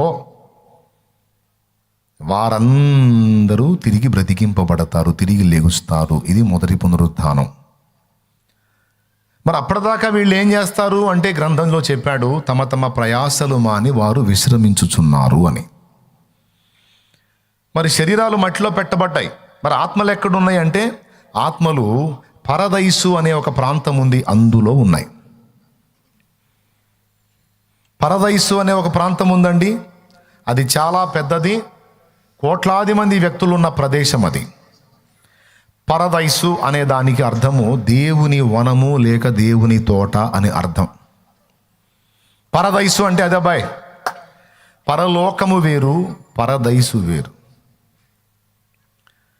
పరలోకం అంటే దేవుని సింహాసనం ఉండి, 24 పెద్దలుండి, దేవుని 7 ఆత్మలుండి, కెరూబులు, శరాపులు, మహాదూతలు, కోట్లాది దూతలు ఉన్నటువంటి ప్రదేశం ఒకటి ఉంది. అది కూడా పరలోకమే. కానీ పరదైసు వేరు. పరదైసు ఏంటంటే, ప్రభువునందుండి మృతులైన మృతుల యొక్క ఆత్మల విశ్రమ స్థానం. ఇప్పుడు మనల్ని పిలిచాడు అనుకో దేవుడు, మనం చేరేది పరదైసుకి. పరదైసులో మనకంటే ముందెళ్ళినటువంటి పరిశుద్ధుల ఆత్మలన్నీ ఉంటే అక్కడ మనం జాయిన్ అవుతాం. పోయి ఇక్కడ కన్ను మూస్తే అక్కడే కన్ను తెరిచేది. మళ్ళీ అది ఆత్మల లోకం. ఇట్లానే ఉంటుంది అది కూడా. ఇప్పుడు ఈ శరీరాలకు శరీరాలు కనపడుతున్నారు, శరీరాలు టచ్ అవుతున్నాయి. అట్లాగే మనం ఆత్మలుగా మార్పు చెందినప్పుడు ఆత్మల ప్రపంచంలోకి వెళ్తాం, ఆత్మకు ఆత్మ టచ్ అవ్వటం, ఆత్మతో ఆత్మ మాట్లాడటం, అదంతా మామూలుగా జరిగింది. నేను చెప్పేది మీకు క్లియర్గా అర్థమవుతుందా? మళ్ళీ మనం చేసిన క్రియలు గుర్తులు ఉంటాయి, జ్ఞాపకాలు ఉంటాయి. మనం ఏమేం చేశామో, మనం ఏమేమి ఆశలు కలిగి ఉన్నామో, ఏమేమి జరిగించామో, ఇంకా ఏం జరిగించాలనుకున్నామో, టోటల్ అంతా కూడా మనకి జ్ఞాపకంలో ఉంటుంది. చనిపోగానే ఇంకా వాళ్ళకి ఏం తెలియదు అనుకోవద్దు. ఎవరు మనతో జీవించారో, తల్లిదండ్రులుగా ఎవరున్నారో, అన్నదమ్ములుగా ఎవరున్నారో, అక్క చెంటంటుగా ఎవరు ఉన్నారో, భర్తగా ఎవరున్నారో, భార్యగా ఎవరున్నారో, ఎవరెవరు ఏమేమి క్యారెక్టర్ పోషించారో మొత్తం తెలుసు. అందుకేగా ధనవంతుడు అగ్నిలో యాతన పడుతూ భూమి మీద నాకు 5 సహోదరులు ఉన్నారు అన్నాడు. వాడికి వాళ్ళ కూర్చున్నట్టు గ్రహింపు లేకపోతే ఎట్లా అంటాడు? చచ్చిన వాళ్ళకి ఏం తెలియదు అనుకుంటాం. కాదు కాదు, వాళ్ళ ఆత్మలకు అన్నీ తెలుసు. 2 ప్రదేశాలకు వెళతాయి చనిపోయిన మానవుల ఆత్మలు. ఒకటి పరదైసుకి లేదా పాతాళపు అగ్నికి. నరకం వేరు, పాతాళంలో ఉండే అగ్ని వేరు. నరక శిక్షకు నిర్ధారణ అయిపోయినటువంటి వాళ్ళని కొంతమందిని పాతాళపు అగ్నిలోకి పంపిస్తాడు. ఫైనల్ జడ్జిమెంట్ అయినాక నరకంలోకి పంపిస్తాడు. పరలోకానికి డిసైడ్ అయిన వాళ్ళని ముందు పరదైసుకు పంపిస్తాడు, పరిశుద్ధుల విశ్రమ స్థానానికి, తర్వాత పరలోకానికి, జడ్జిమెంట్ అయినాక పరలోకానికి. దేవునికి స్తోత్రం.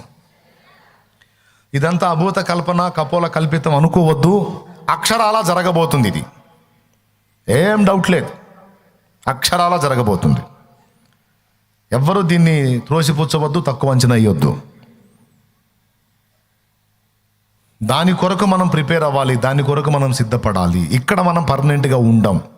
రాజులు, అధికారులు, చక్రవర్తులు, భూపతులు, అధిపతులు అడ్రస్ లేకుండా పోయారు.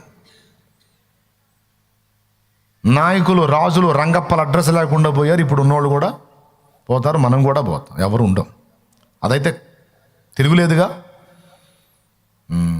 ఆ మరణం జరిగిన తర్వాత ఏం జరుగుతుంది అంటే, మృతుల ఆత్మల విశ్రమ స్థానానికి వెళ్తాయి పరిశుద్ధుల ఆత్మలు. దేవుడిచ్చిన అవకాశాన్ని దుర్వినియోగం చేసుకున్న దుర్మార్గుల ఆత్మలు, కనికరము, జాలి, ప్రేమ, దయ లేకుండా దేవుని కృపను కూడా నిరర్ధకం చేసిన దుర్మార్గుల ఆత్మలు పాతాళ అగ్నికి పోతాయి. మరి పరిశుద్ధుల ఆత్మలు విశ్రమస్థానం పరదేశంలో ఉంటాయి అన్నారు కదా, మరి ఎప్పుడు బయటకు వస్తాయి? ఆ బయటకు వచ్చే ఘట్టమే మొదటి పునరుద్ధానం. పాతాళాగ్నిలో దుర్మార్గుల ఆత్మలు ఉన్నాయి అన్నాను కదా, వాళ్ళు ఎప్పుడు బయటకు వస్తారంటే, వాళ్ళు బయటకు వచ్చేది 2వ పునరుద్ధానం. దేవునికి స్తోత్రం. దీనికి మీకు లేఖనాధారం చూపిస్తాను. ఒకసారి ప్రకటన గ్రంథము 20వ అధ్యాయము చూడండి.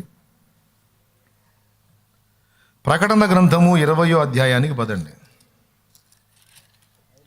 అక్కడ చూడండి 5వ వచనం ఒకసారి. ఆ 1000 సంవత్సరములు గడుచు వరకు కడమ మృతులు బ్రతకలేదు. ఇది ఏ మొదటి పునరుద్ధానము. ఈ మొదటి పునరుద్ధానములో పాలుగొరవారు ధన్యులను పరిశుద్ధులునై యుందురు.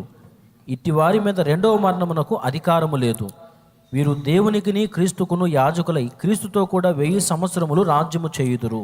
ఆ మొదటి పునరుద్ధానములో, మొదటి పునరుద్ధానం అన్నకాడ రౌండ్ కొట్టాలి. మొదటి పునరుద్ధానము అనే మాట వచ్చిందంటే 2వ పునరుద్ధానం కూడా ఉందని అర్థం. ఉన్నది ఒకటే పునరుద్ధానం అయితే మొదటి పునరుద్ధానం అని రాదు. అర్థమైందా? మొదటి పునరుద్ధానం అన్నాడంటేనే 2వ పునరుద్ధానం ఉందని అర్థం. మొదటి పునరుద్ధానంలో ఎవరు పాలుగలవారు? పరిశుద్ధులు. మొదటి పునరుద్ధానంలో లేచే వాళ్ళందరూ ఎవరట? పరిశుద్ధులట. ప్రభువు లేచినట్టే వీళ్ళు కూడా లెగుస్తారు మహిమ శరీరాలతో. ఆ లేచినప్పుడు ఏమైంది? 2 కొరింథీ పత్రిక 5వ అధ్యాయము 10వ వచనం ఒకసారి చూడండి.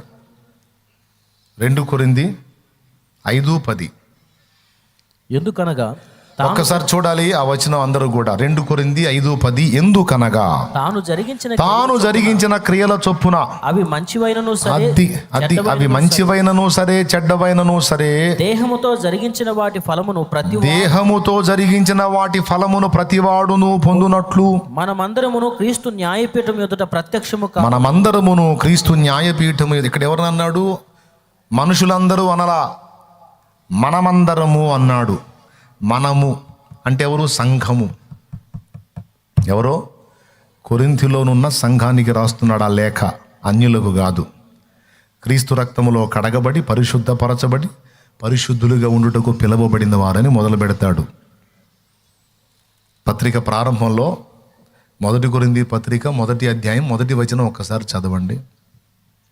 దేవుని చిత్తము వలన యేసుక్రీస్తు యొక్క అపోస్తులుగా నుండుటకు పిలువబడిన పౌలును సహోదరుడైన సోస్తెనేసును కొరింథీలోనున్న దేవుని సంఘమునకును అనగా క్రీస్తు యేసునందు పరిశుద్ధ పరచబడిన వారై పరిశుద్ధులుగా ఉండుటకు పిలువబడిన వారికిని. ఎవరండి? దేవుని సంఘమునకును. కొరింథీలో ఉన్న దేవుని సంఘము. ఇప్పుడు చెప్పండి, మనమందరము క్రీస్తు న్యాయపీఠం ముందు ప్రత్యక్షమవుతామంటే అన్యులా లేకపోతే క్రైస్తవులా? క్రైస్తవులు అంటే వాళ్ళు ఎవరు? చెప్పుకో. నేనే. చెప్పండి, నీకు వెళ్ళి చూపి చెప్పుకోండి. ఎవరు అన్నాడు చెప్పకండి. మీరే, నేనే, నేను, మనం. పునరుద్ధానము జరిగిన తరువాత, మొదటి పునరుద్ధానము జరిగిన తరువాత, అది ఎప్పుడు జరిగింది? యేసుక్రీస్తు 2వ రాకడలో జరిగింది. అది జరిగిన తర్వాత మనందరికీ మహిమ శరీరములు ఇచ్చి మనల్ని లేపిన తర్వాత నేరుగా తీసుకెళ్ళి పెళ్లి విందులో కూర్చోబెట్టడం. ప్రతి వానికి ఇచ్చుటకు జీతము నా యొద్ద కలదన్నాడు, గుర్తుందా? వాని క్రియల చొప్పున వానికి జీతం ఇస్తానన్న మాట గుర్తుందా? ప్రభు అన్నాడు. ప్రకటన గ్రంథము 22వ అధ్యాయము 11వ వచనం నుండి చదువు నాయనా. అన్యాయము చేయువాడు ఇంకను అన్యాయమే చేయనిమ్ము, అపవిత్రుడైన వాడు ఇంకను అపవిత్రుడుగానే ఉండనిమ్ము, నీతిమంతుడు ఇంకను నీతిమంతుడుగానే ఉండనిమ్ము, పరిశుద్ధుడు ఇంకను పరిశుద్ధుడుగానే ఉండనిమ్ము. ఇదిగో త్వరగా వచ్చుచున్నాను. వాని క్రియ చొప్పున ప్రతి వానికిచ్చుటకు నేను సిద్ధపరిచిన జీతము నా యొద్ద ఉన్నది. ఇప్పుడు ఈ ప్రకటన గ్రంథం కూడా అన్యులకా క్రైస్తవులకా? భవిష్యత్ సమాచారం అన్యుడికి కాదు, మనకిచ్చాడు. అందులో ఏమన్నాడు? ప్రతి వానికిచ్చుటకు జీతము నా యొద్ద ఉన్నది అన్నాడు. ఇప్పుడు వరుసగా కోట్ చేసుకుందాం ఒకదాన్ని ఒకటి. ఫస్ట్ పునరుద్ధానం జరుగుద్ది, అందరినీ లేపుతాడు. ఈ పునరుద్ధానం ఎప్పుడు జరిగింది? క్రీస్తు 2వ రాకడలో మృతులు అక్షయులుగా లేపబడతారు. ఓకేనా? భూమి మీద ఉన్నోళ్ళు రెప్పపాటులో మార్పు చెందుతారు. మృతులు ముందు లెగుస్తారు, తర్వాత మిగిలినాళ్ళు రెప్పపాటులో మార్పు చెంది వాళ్ళు మొత్తం కలిసి ప్రభు ముందు మధ్యాకాశంలో ప్రత్యక్షమవుతాం. ప్రభు ఉంటాడు, మనం ఉంటాం. అర్థమైందా? ఆయన డైరెక్ట్గా భూమి మీదకి రావచ్చు, కానీ రాడు. మధ్యాకాశానికి వస్తాడు, మనం అక్కడికి ఎత్తబడతాం. ఎందుకంటే ఆయన పెండ్లి కుమారుడు, మనం వధువు. గమనించండి మీరు, వివాహ కార్యక్రమాల్లో పెళ్లి కుమారుడు పెళ్లి కూతురు ఇంటికి పోడు, పెళ్లి కుమార్తె డైరెక్ట్గా పెళ్లి కొడుకు ఇంటికి పోదు. మధ్యలో విడిది గృహం అని ఒకటి ఉంటుంది. విడిది. ఇస్సాకు భార్య అయిన రెబెకాని ఇస్సాకుకి ఎలియాజరు అప్పచెప్పినప్పుడు ఇంటికాడ అప్పచెప్పాడా, పొలంలో అప్పచెప్పాడా? ఎక్కడి నుంచి? ఆమె ఉన్న ప్రదేశం నుంచి అక్కడ దాకా తెచ్చాడు. ఆమెమో తన ఇంటిని విడిచి ఇక్కడికి వచ్చింది. ఇస్సాకేమో తన గుడారాన్ని విడిచి పొలములో ధ్యానింపవచ్చాడు. ఇద్దరు కలిసి ఎక్కడ కలుసుకున్నారు? పొలములో కలుసుకున్నారు. ఆ వచ్చుచున్న వాడెవరు అని అడిగింది. నా యజమానుడు ఇస్సాకు. అంతవరకు చాలామంది పురుషులు ఎదురయ్యారు, ఎవరిని కూర్చి అడగల రెబ్కా. ఆ వచ్చుచున్నాడు ఎవరు అని. ఇస్సాకును చూడగానే ఆమెకు అర్థమైపోయింది. ఎందుకంటే ఎలియాజరు ముందే చెప్పాడు, ఇస్సాకు ఇలా ఉంటాడు, ఆయన వ్యవహారం ఇది, ప్రవర్తన ఇది, క్రమం ఇది అని అన్నీ ఆయన గురించి చెప్పి విని విని విని విని ఉంది. ఈరోజు మనం కానీ పరిశుద్ధాత్మ ద్వారా క్రీస్తుని గురించి విని విని విని విని విని ఉన్నట్టు ఇస్సాకును గురించి రెబెకా విని విని విని ఉంది. అందుకే ఇస్సాకు కనబడగానే ఆ పొలములో నడుచుచు వచ్చుచున్న అతడెవరు అంటే, అతడే నా యజమానుడు ఇస్సాకు అంటే, ఈమె ఒంటి దిగి ముసుగు వేసుకొని నిలబడింది. అప్పుడు ఈయన వచ్చి విషయాలు తెలుసుకొని ఆమెను తన తల్లి అయిన శారా గుడారంలోనికి తీసుకొని పోతాడు. ఇస్సాకు రెబెకాను ప్రేమించాను. ఇదే టైపులో మన ఇక్కడ సంప్రదాయాల్లో కూడా పెళ్ళిళ్ళు అంతే జరుగుతాయి. డైరెక్ట్గా అబ్బాయి అమ్మాయి ఇంటికి వెళ్ళిపోడు, అమ్మాయి అబ్బాయి ఇంటికి వెళ్ళిపోదు. అక్కడ పెళ్లి మంటపం దగ్గర కార్యక్రమాలు జరుగుతుంటే అమ్మాయిని తీసుకొచ్చి విడిది ఇంట్లో దించుతారు. అబ్బాయి ఊరేగింపుకు వచ్చి అమ్మాయిని తీసుకొని పోతాడు, లేదా అబ్బాయి తరపు వారైనా వచ్చి ఊరేగింపుగా తీసుకొని పోతారు. కానీ అక్కడ ఇశ్రాయేల్ కట్టడ ఏంటంటే డైరెక్ట్గా అబ్బాయి వచ్చి తీసుకొని పోతాడు. సరే, వాళ్ళు వచ్చినా వీళ్ళు వచ్చినా రాకపోయినా మన అబ్బాయి అయితే ఆయన మన కోసం వచ్చి తీసుకొని పోతాడు. ఎవరు మన అబ్బాయి? ఎవరు మన అబ్బాయి? భూమి మీద నుండేమో సంఘము మధ్యాకాశానికి ఎత్తబడుతుంది.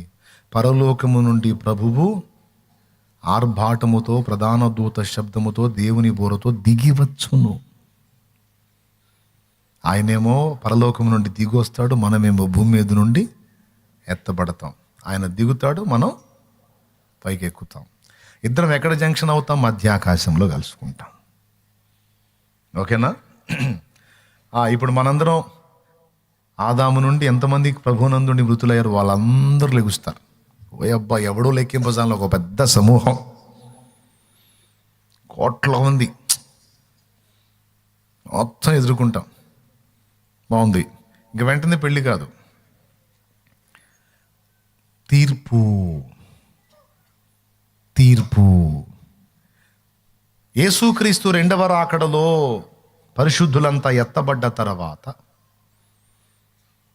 2 కొరింథీ పత్రిక 5:10 నెరవేరుతుంది. అందులో ఏం చెప్పాడు? తాను జరిగించిన క్రియల చొప్పున, దేహముతో జరిగించిన క్రియల చొప్పున, అవి మంచివైనా సరే చెడ్డవైనా సరే, వాటి యొక్క ఫలము పొందునట్లు మనమందరము క్రీస్తు న్యాయపీఠం ఎదుట ప్రత్యక్షము కావలయును. ప్రత్యక్షం కావలేను అంటే అర్థం ఏందో తెలుసా? ఆయన ఎదుర్కొంటాం కదా, అందరినీ కలుసుకుంటాడు కదా, ఒక్కసారిగా అక్కడి నుంచి మనం ప్లేస్ మారిపోతాం.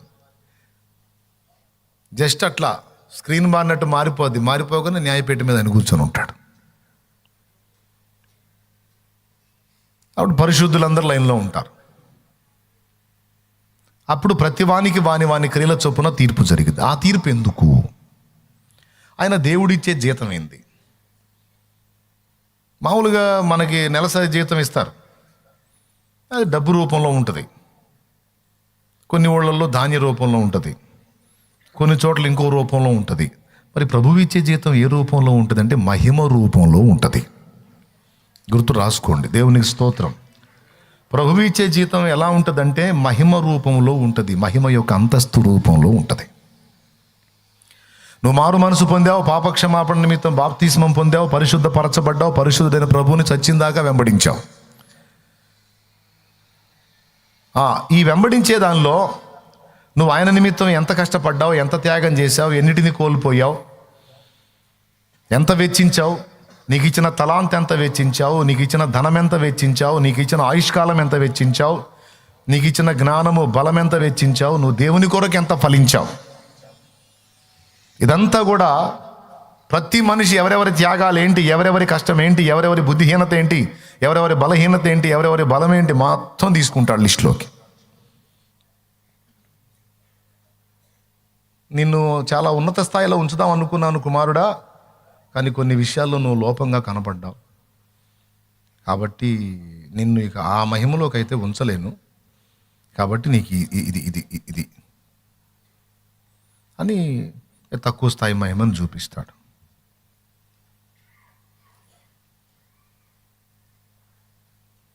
నీకు చాలా తక్కువ అవకాశాలు నేను ఇచ్చాను, కానీ ఎక్కువ కష్టపడ్డావు నా కుమారుడా. నీ కష్టమును నీ సహనమును నేను ఎరుగుదును. నువ్వు ధనవంతుడివి, దరిద్రుడను అనుకుంటున్నావు కానీ ధనవంతుడివి. చాలా కష్టపడ్డావు, చాలా త్యాగం చేసావు నా కోసం. ఇదిగో నీకు ఈ ఉన్నత మహిమ ఇస్తున్నాను రా. ఇక నుంచి నువ్వు ఆ మహిమలో స్థిరపడు. ఇక అది స్థిరం. ఒకసారి జడ్జిమెంట్ జరిగిందంటే అది నిత్యమైన తీర్పు అని మర్చిపోవద్దు.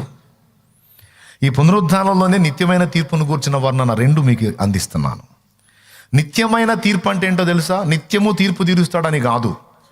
ఒకసారి జడ్జిమెంట్లో నీకు ఒక మహిమ నిర్ధారణ జరిగింది అంటే ఇక నీవు నిత్యత్వం అంతా అదే అంతస్తులో ఉండాలి, ఇక మారదది. ఆ జడ్జిమెంట్ ఎలాంటిదంటే అది పర్మనెంట్. ఇక ఏమైనా అర్థమైంది నేను చెప్పింది? నిత్యమైన తీర్పు అంటే అది అర్థం. ఒకసారి నీకు ఇది అంతస్తని నిర్ధారణ అయిందంటే ఇంకంతే. ఇప్పుడు మీకు ఈజీగా చెప్తాను. ఒకటికి 5 తలాంతులు ఇచ్చాడు, ఒకటికి 2 ఇచ్చాడు, ఒకటికి 1 ఇచ్చాడు. 1 ఇచ్చినోడు గుంట తీసి పూడ్చి పెట్టాడు. 2 ఇచ్చినోడు 2కు 2 4 చేశాడు. 5 ఇచ్చినోడు 5కు 5 10 చేశాడు. 10 చేసినోడితో ఏమన్నాడు? బడా నమ్మకమైన మంచి దాసుడా, ఈ కొంచెంలో నీవు నమ్మకంగా ఉంటివి, 5కు 5 10 ఇచ్చావు, 10 పట్టణముల మీద ఏలికవై ఉండన్నాడు. 2కు 2 ఇచ్చినోడిని ఏమన్నాడు? బలా మంచి దాసుడా, నమ్మకమైన మంచి దాసుడా, ఈ కొంచెంలో నీవు నమ్మకంగా ఉన్నావు కనుక నీవు 5 పట్టణముల మీద అధికారి అయి ఉండన్నాడు. కొంచెం ఇచ్చి ఆ కొంచెంలో నమ్మకంగా ఉన్నవాడికి పట్టణాలే అప్పచెప్పేశాడు. ఇప్పుడు రేపు మన కోసం సిద్ధపరచినటువంటి కోటాను కోట్ల మహిమ ప్రపంచాలు ఉన్నాయి. మీకు అర్థం కావటల్లా, మనకు అర్థం కాదు. ఏందోలే అనుకుంటాం మనం. మన దరిద్రం అంత పనికి మన దరిద్రం తేడం తెలుసా? మన కళ్ళ ముందు కనపడేదే నిజం. ఇదే ఇదే ఇదే భ్రమ. ఈ అల్పకాల పాప భోగాలు, అహిక విచారాలు, ఒక పూట కూటి కొరకు పరుగులు ఎత్తేటువంటి ఆ దరిద్రం అంతా కూడా ఈ కళ్ళ వల్ల తెచ్చిందన్నమాట. ఈ కళ్ళు, ఈ శరీరం. ఇది ఎలా ఉంటుందో తెలుసా? అదృశ్యమైన ప్రపంచం ఉన్నదని నమ్మదో, అది పర్మనెంట్ అని నమ్మదో. ఏ కాడికి ఇక్కడే ఇదే ఇదే ఇదే ఇదే ఈ పిచ్చే. కానీ వాస్తవం అది. కాబట్టి ఇది గ్రహించి ఈ ఐహిక విచారాల నుంచి, అల్పకాల పాప భోగాల నుంచి వదిలించుకొని విడిచిపెట్టి, క్రీస్తు ఆయన ఇచ్చేది స్థిరం కాబట్టి ఆయన కోసం నా బ్రతుకు అంకితం అని దేవుణ్ణి ప్రేమించి దేవుణ్ణి హత్తుకునే వాళ్ళు బహు తక్కువ మంది ఉన్నారు. అలాంటి వాళ్ళు ఉన్నత మహిమలో ఉంటారు. ఇక ఎన్నిటి మీద ఏలికగా చేస్తాడో, ఏ విధంగా చేస్తాడో తెలియదు. రేపు అక్కడికి పోయిన తర్వాత నెత్తికొట్టుడు, అబ్బా ఎంత తప్పు చేశాను, ఎంత నిర్లక్ష్యం చేశాను, అమ్మ ఇంత దక్కిద్ది అనుకుంటే నేను అసలు అశ్రద్ధ చేసేవాడిని కాదు, చేసేదాన్ని కాదు, అయ్యయ్యో అని బాధపడతారు. బాధపడినా ఇంకా చేయగలిగింది ఏం లేదు. ఇక నిట్టూర్పు విడవటం, ఇంకా నిర్లక్ష్యానికి సిగ్గుపట్టమే. అందుకే నేను మొత్తుకొని చెప్పేది, ప్రభు కోసం బతకండి, ప్రభు చిత్తం కోసం బతకండి. టైం పాడు చేసుకున్నారు, జీవితకాలం అయిపోతుంది. కనీసం ఉన్న శేషమైన క్రీస్తు కోసం ఖర్చు పెట్టండి, క్రీస్తు చిత్తం చేయండి, దైవ సేవలో పాలివారు కండి, దైవ సేవలో సహకారులు కండి. మీకున్న వాటిని అవసరమైతే దేవుని కొరకు, ఆత్మ రక్షణ కొరకు, మందిర నిర్మాణం కొరకు, నీకు స్థలం ఉన్నా ఏదున్నా, నీకు మనీ ఉన్నా ఏదున్నా సరే దేవుని పని కొరకు వెచ్చించండి. రేపు నీకు దేవుని దగ్గర బహుమానం ఉంటుందంటే నమ్మట్లా. నమ్మకుండా నేను చేయమంటా?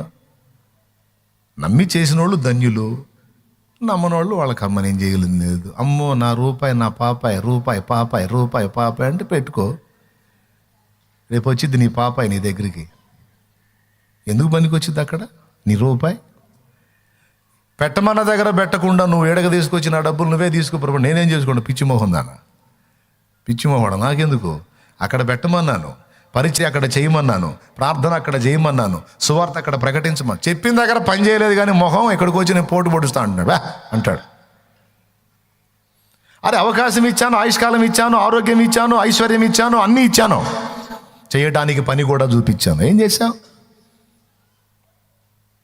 అరే టీవీలు పెట్టుకొని, సెల్ ఫోన్లు పెట్టుకొని టైంపాస్ చేసుకుంటా, వాళ్ళతో వీళ్ళతో పిచ్చపాటి సోది మీటింగులు పెట్టుకొని, షికార్లు కొట్టుకుంటా, జలసాలు తిరుగుకుంటా, తెలిసి కూడా నువ్వు దేవుని పనిలో సహకరించలా, తెలిసి కూడా నువ్వు కోఆపరేట్ చేయలా, తెలిసి కూడా నా పనిలో నువ్వు పెట్టుబడి పెట్టలా.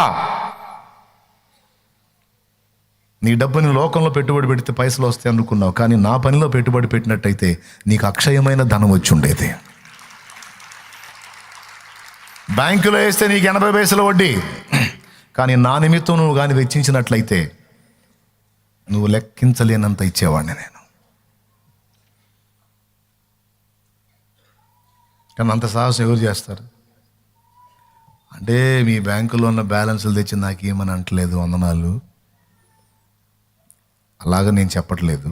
మీ ధనము నాశించి నేను చెప్పట్లేదు. కానీ న్యాయపీఠపు తీర్పులో ఏం జరిగిద్ది, అట్లా ఎవరెవరు వాళ్ళ టైంని ఎలా వెచ్చించారు, దేవుని చిత్తం ఎలా చేశారు.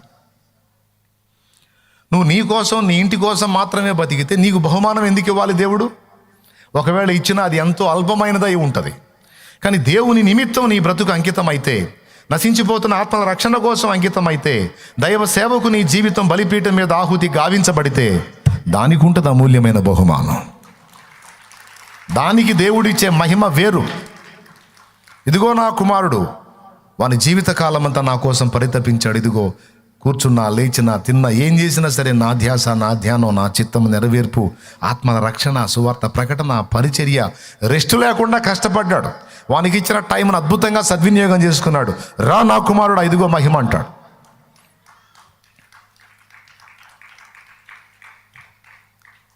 దీవారాత్రాలు దేవుని కోసం కష్టపడ్డవాడను, ఆదివారం కూడా సరిగా చర్చికి రాని పనికిమాలినోడు ఇద్దరు ఒకటే. ఏమయ్యా మరి నేను పాట ఆహా నా ధన్యత అని నీ కూర్చున్నోడు కూడా ఆదివారం సరిగా చర్చికి రానోడు ఓహో నా భాగ్యం. ఏం భాగ్యం? ఆదివారం కూడా సరిగా చర్చికి రాడు, వచ్చినా మైండ్ పెట్టడం, వచ్చినా బజార్లో అమ్మడి తిరుగుతాడు. ఇట్లాంటోడను క్రీస్తు కోసం దీవారాత్రాలు కష్టపడి అంకితం అయిపోయి బ్రతుకుని పణంగా పెట్టినోడు ఈక్వలా?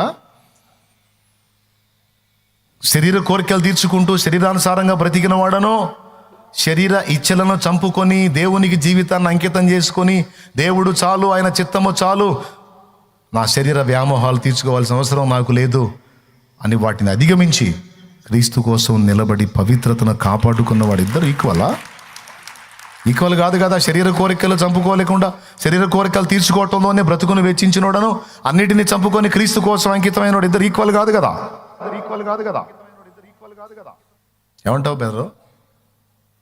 మరి న్యాయపీఠం తీర్పు అవసరమా లేదా? లేకుండా మరి ఇక పశువుల దొడ్లో కానీ అందరం దోలినట్టు తోలుతాడు ఆయన. పోండి మొత్తానికి ఒకటే కొలత పోండి అంటాడా? అదేమి న్యాయం? క్రీస్తు కోసం హతసాక్షి అయినోడు గాను ఆదివారం సరిగా చర్చికి కూడా రానోడిని మొత్తాన్ని కలిపి ఒకే అంతస్తులో ఉంచుతాడా? తప్పు, పొరపాటును కూడా చేయడు యేసయ్య. చేయడు. అన్యాయము చేయువాడు అన్యాయము చేయని, పరిశుద్ధుడైన వాడు పరిశుద్ధుని గుండనిమ్ము. అన్యాయము చేయువాడు అన్యాయము చేయనిమ్ము, పరిశుద్ధుడైన వాడు పరిశుద్ధుని గుండనిమ్ము. వాని వాని క్రియలకు జీతమిచ్చెదనన్నాడు, వాని వాని క్రియలకు జీతమిచ్చెదనన్నాడు. యేసు అన్న మాటను మరచిపోకుమురన్న, యేసు అన్న మాటను మరువబోకుమురన్న. ఏమన్నాడు? వాని వాని క్రియలకు ఏమన్నాడు? వాని వాని క్రియలకు జీతమిచ్చెదనన్నాడు. అదే మొదటి పునరుద్ధానం తర్వాత జరిగేది. ఫస్ట్ ఏం చేస్తాడు తెలుసా? మొత్తాన్ని తీసుకెళ్ళి నీ పేరు చెప్పు, నీ పేరు చెప్పాయా జాన్, ఇదిగో నువ్వు ఎంత కష్టపడ్డావు, నీ లైఫ్ ఆరంభం నుంచి ఇప్పటిదాకా ఇన్ని విషయాలు నేను నీకు ఇన్ని అవకాశాలు ఇచ్చి నేను ఇంతవరకు సద్వినియోగం చేసుకున్నావు. అయితే కొన్ని లోపాలు ఉన్నాయి నీలో, నీకు తెలుసు కదా, చెప్పమంటావా, చూపిమంటావా అంటాడు. వద్దులే ప్రభా, నాకు తెలుసు కదా, తెలుసు కదా అది. కాబట్టి వాటిని బట్టి మరి కొంత పర్వాలేదు కనుక నువ్వు ఇంతవరకు నువ్వు ఇందులో ఉండంటాడు. ప్రభా మరి ఇక ప్రమోషన్ ఏమన్నా మళ్ళీ నేను ఏమన్నా ఇక్కడ కష్టపడేదానికి ఏమైనా ఉంటుందా, ఇంకొంచెం మళ్ళీ పైమెట్టు అట్లా ఏమైనా ఉంటుందంటే అది భూలోకంలో ఉన్నాయన్నా, ఇక్కడ లేదు. ఇక ఇది నిత్యమైన తీర్పు. మరి నేను ముందు నుంచి గ్రంథంలో చెప్పి ఉంచాను, నేను నా దాసుని ద్వారా చెప్పాను కూడా, నేను ఇది సీరియస్ మ్యాటర్, మీరు నిర్లక్ష్యం చేయొద్దని చెప్పాను. దాన్ని తెలిసి కూడా నెగ్లెక్ట్ చేసావు, ఇంతవరకే నీకు ఓకే, ఇంకేందంటానికి లేదు. జడ్జి ఆయన. అమ్మా నీ పేరు చెప్పురా. తల్లి తల్లి తల్లి తల్లి స్టార్టింగ్లో ఉన్న తల్లి నిర్మల, నీకున్న శక్తి కొంచెమైనా నా కోసం కష్టపడ్డావు. నీ హృదయాన్ని ఎన్నో గాయాలు కలిగించే విధంగా నేను నీ విషయంలో నిన్ను పరీక్షించినా పాస్ అయ్యావు. సనగలేదు, గొనగలేదు. నా కోసం నువ్వు నీ శక్తికి మించి చేసావు నా కుమారి, రా నేను ఇక్కడ ఉంచుతానంటాడు. అట్లా ప్రతి ఒక్కళ్ళని ఎదుర్కొంటాడు ఆయన. ఈ గుంపులో నన్ను ఆడు పట్టించుకుంటాడులే అంటే శాలేమన్నా కాదు, గుంపులో ఎవరెక్కడ ఉన్నారో పట్టించుకోండి వదిలేయటానికి. అందరిని నిర్మించిన వాడు ఆయన. ముక్కు, నోరు, కళ్ళు, పళ్ళు, ఒళ్ళు మొత్తం ఇచ్చినోడు ఆయన. నువ్వు ఎంత గుంపులో ఉన్నా సరే నిన్ను చేసినోడికి నువ్వు తెలియదు ఏంది. ఈ శాలితీలన్నీ కనపడుతున్నాయి, ఆ శాలితీ ఇంకో శాలితీని చేశాను అంటాడు. దేవునికి స్తోత్రం కలుగును గాక. ప్రతి శాలితీ తెలుసు ఆయనకి, ఎందుకంటే అన్ని శాలితీలు ఆయనే నిర్మాణం చేసింది. అందరూ తెలుసు. ఎంత గుంపులో ఉన్నా సరే పేరు పెట్టి పిలుస్తాడు నేను. పిలుస్తాడు, పేరు పెట్టి పిలుస్తాడు. నేను స్పష్టంగా నీతోనే మాట్లాడతాడు. ఇప్పటికే నీకుంది అనుభవం. ఎంతమందికి ఉంది? ఎంత గుంపులో ఉన్నా సరే నీతో దేవుడు మాట్లాడే అనుభవం ఎంతమందికి ఉంది మీలో? మరి ఇక్కడే మాట్లాడుతున్నప్పుడు అక్కడ మర్చిపోతాడు. అమ్మ ఎవర్రా తల్లి నువ్వు, నిన్న గుర్తులేదమ్మా నీ పేరు ఏంది అనడో, నీ పేరు పెట్టి పిలుస్తాడు. మొత్తం షేక్ అందరూ షేక్ మస్తానమ్మలు అవుతారు అక్కడ. దేవునికి స్తోత్రం కలుగునుగా. హల్లెలూయా. జరిగింది అక్కడ. మీకు చెబుతున్నా, నాకు కూడా టెన్షన్గానే ఉంది. ఎందుకంటే నా సంబడం నాకు తెలుసుగా. రేపు అక్కడ రే ప్రసంగాలు మామూలు దంచలా, పెద్దోడు వస్తారా రా, పెద్ద మనిషి రీడు, ఈ జనాలు మామూలుగా భజన చేయలేడు ఇడికిదారా, శాలేమాన్ అంతా శాలేమాన్ ఎంత అని ఈ సంబడం అంతా నాకు తెలుసు. రా ఇక్కడ నిలబడా, ఏంది నీ సంగతి అంటే, నా బతికేంది, నాకుండే దడ నాకుంది. అదైతే ఖాయం. బహిరంగంగా పరువు దిగిపోయినా నీ లోపాలు నీకు తెలుసు కదా. నేను ఎక్కడో ఉంచుదాం అనుకున్నా, నువ్వు ఇట్లా ఇదేవో కాబట్టి నీకు ఇది ఓ ప్రభా, ఇంకేమన్నా ఇంక లేదు, అయిపోయింది డిసైడ్. ఇంక మళ్ళీ మాట్లాడడానికి కూడా లేదు. ఎందుకంటే దూతలే గడగడలాడుతూ ఉంటారు ఆడ. దహించు అగ్ని, తీర్పు వచ్చిందంటే ఇంకంతే. ఎగ్జామ్ అయిన తర్వాత పాస్ ఆఫ్ ఫెయిల్ అని లిస్ట్లో ఓపెన్ అవుతాయిగా, ఇంకంతే. లిస్ట్ వచ్చిందంటే ఇక దాన్ని మార్చేదానికి లేదన్నట్టు. ఇక్కడన్నా మళ్ళీ మనం రాసుకోవచ్చు, పాస్ అవ్వచ్చు లేగానే అక్కడ లిస్ట్ అవుట్ అయిందంటే ఇంకంతే. హృదయంలో పెట్టుకుంటే ఆ తీర్పు పేరే నిత్యమైన తీర్పు. ఒకసారి వీడు అగ్నికి అని డిసైడ్ చేశాడంటే ఇక వాడు అగ్నిలో నశించిపోవటమే. ఒకసారి వీడు నిత్య జీవానికి అని డిసైడ్ చేశాడంటే ఇక వాడు నిత్య జీవానికి. ఆ నిత్య జీవంలో వీడు ఈ అంతస్తులో ఉండాలి. ఈ 10 పట్టణాల మీద వీడు ఏలిక, ఇదిగో ఈ రాజ్యం మీద ఇతడు ఏలిక, ఇదిగో ఈ రాజ్యాలన్నిటి మీద ఇతడు చక్రవర్తి స్థానం, ఇదిగో ఈ ప్రపంచాలన్నీ ఇతడు చూసుకోవాలని, ఇదిగో ఈమెకి ఈ స్థానం, ఇతనికి ఈ స్థానం అని ఏమి ఇస్తాడో తెలియదు. కానీ మహిమ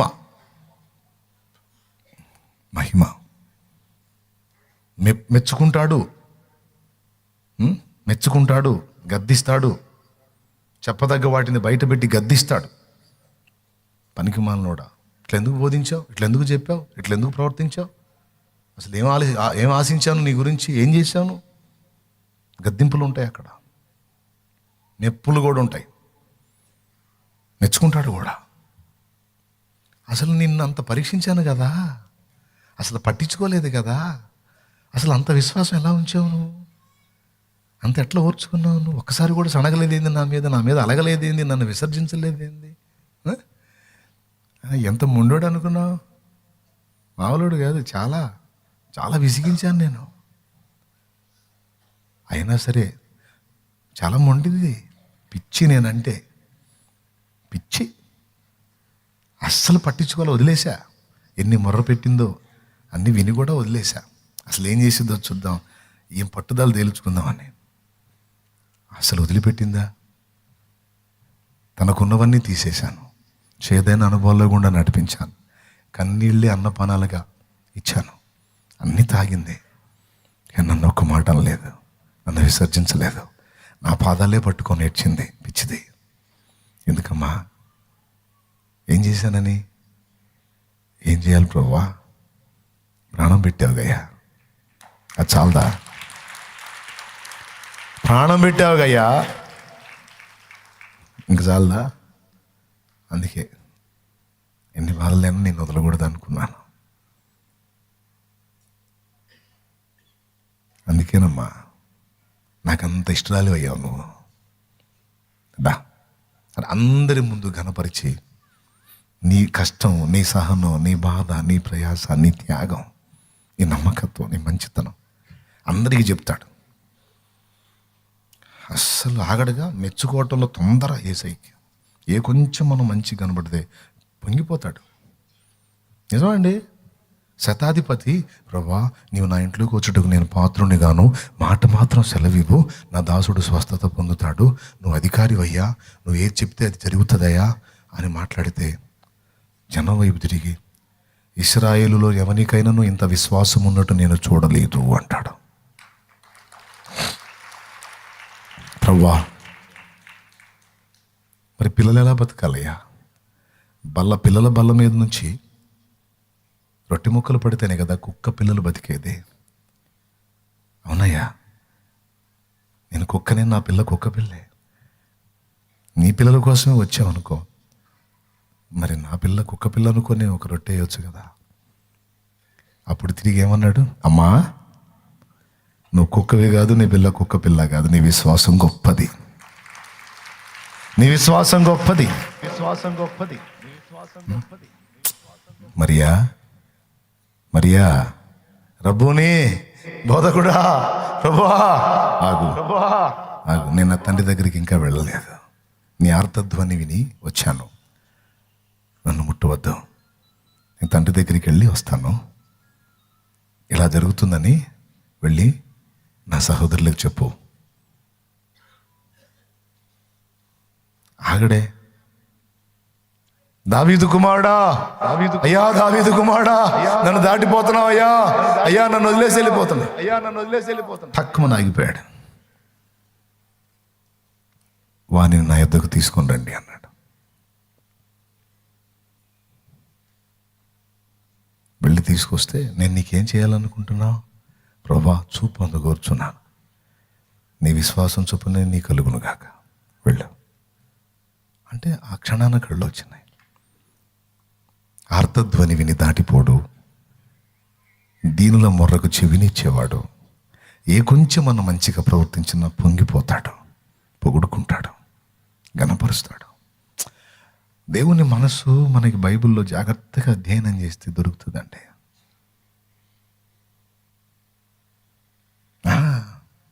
మురిసిపోతాడు, మెచ్చుకుంటాడు. వాడు అన్యుడైనా క్రైస్తవుడైనా ఎవరైనా సరే సిమోను, మీరు కూడా వెళ్ళిపోవాలనుకుంటున్నారా? ప్రభువా, ఎక్కడికి వెళ్ళాలయ్యా? నీలాంటి ఎవరున్నారు?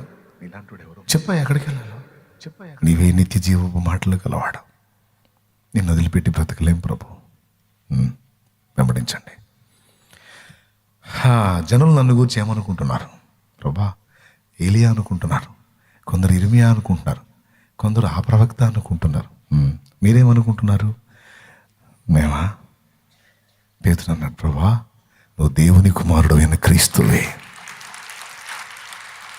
సీమోను బర్యోనా, నీవు ధన్యుడవు. నా తండ్రి నీకు ఈ సంగతి బయలుపరిచాడు కానీ రక్త మాంసాలు బయలుపరచలేదు. మరియు నీవు పేతురువు, ఈ బండ మీద నా సంఘమును కట్టుదును, దాని ఎదుట పాతాళలోక ద్వారములు నిలువనేరావు. మరియు ఏమిస్తానన్నాడు? తాళపు చెవులు, పరలోక రాజ్యపు తాళపు చెవులు నీకు ఇస్తాను. ఒక్క మాట అన్నాడో లేదో చూడు, ఎన్ని మాటలు ఎత్తేసాడు చూడు పేతురుని. యేసయ్య హృదయం అది, యేసయ్య హృదయం అంత రోబోలాగా.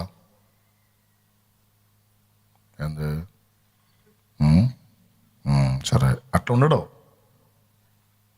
ముచ్చు మోకాలు వేసుకొని, ఏమండి, గుంటలు తీసే మోకాలు పెట్టుకొని, కోపిష్టి మోకాలు పెట్టుకొని, రాక్షస మోకాలు పెట్టుకొని, వికార మోకాలు పెట్టి ఉండడు. అట్లా ఆయన చాలా సహజంగా ఉంటాడు. ఆయన నీకు చాలా అందుబాటులో ఉంటాడు, చాలా ఫ్రీగా ఉంటాడు. కోపట్టం అంతే కోపడతాడు, దగ్గర తీసుకోవటం అంతే. తల్లికున్నదా తండ్రికున్నదా నీ ప్రేమ జాలి యేసయ్యా. న్యూ ఇయర్కి ఇంకో పాట చేద్దాం అనుకున్నా, దేవుడు ఇది చేయమన్నాడు, అందుకని దీన్ని చేశాను. ఇంకో పాట ఉందిలే, రేపు క్యాసెట్లో వచ్చింది, దేవుని చిత్తం అయితే. ఏమండి, నీ తల్లి కూడా నేను అర్థం చేసుకోలేదు, అట్లా ఆయన అర్థం చేసుకుంటాడు. నీ తండ్రి అర్థం చేసుకోలేడు, అలా ఆయన అర్థం చేసుకుంటాడు. ఆ తీర్పు జరిగిన తర్వాత అందరికీ డిసైడ్ అయిపోయింది, నువ్వు ఇక్కడ నీకు ఇస్తాను. అక్కడ పళ్ళు బులిసిపోతాయి, అక్కడ నెత్తి కొట్టుకుంటా ఆ బుర్రపాడు పనికి మళ్ళీ బుర్ర, ఆ దరిద్రపు ఆ పెంట కోసం పరుగులు ఎత్తిన, ఆ పెంట కోసం ఆ పనికిమాలిన పెంట కోసం కొద్దిగా కంట్రోల్ చేసుకొని దేవుని చిత్తం చేస్తే అబ్బాబ్బా ఈ భాగ్యం అంతా నాకు దక్కేది కదా, పళ్ళు పులిసిపోతున్నాయి ఈ భాగ్యం అని చాలామంది రేపు నెత్తి కొట్టుకుంటారు. రొమ్ము కొట్టుకోరలే కానీ నెత్తి కొట్టుకుంటారు. నా బుర్రపాటుగా నా పనికి మళ్ళీ తెలివని. ప్రియులారా, నేను చెప్పేది నిజం. ఓకే, ఇక ఇంతే సంగతులు. అది మొదటి పునరుద్ధానం తర్వాత జరిగేది.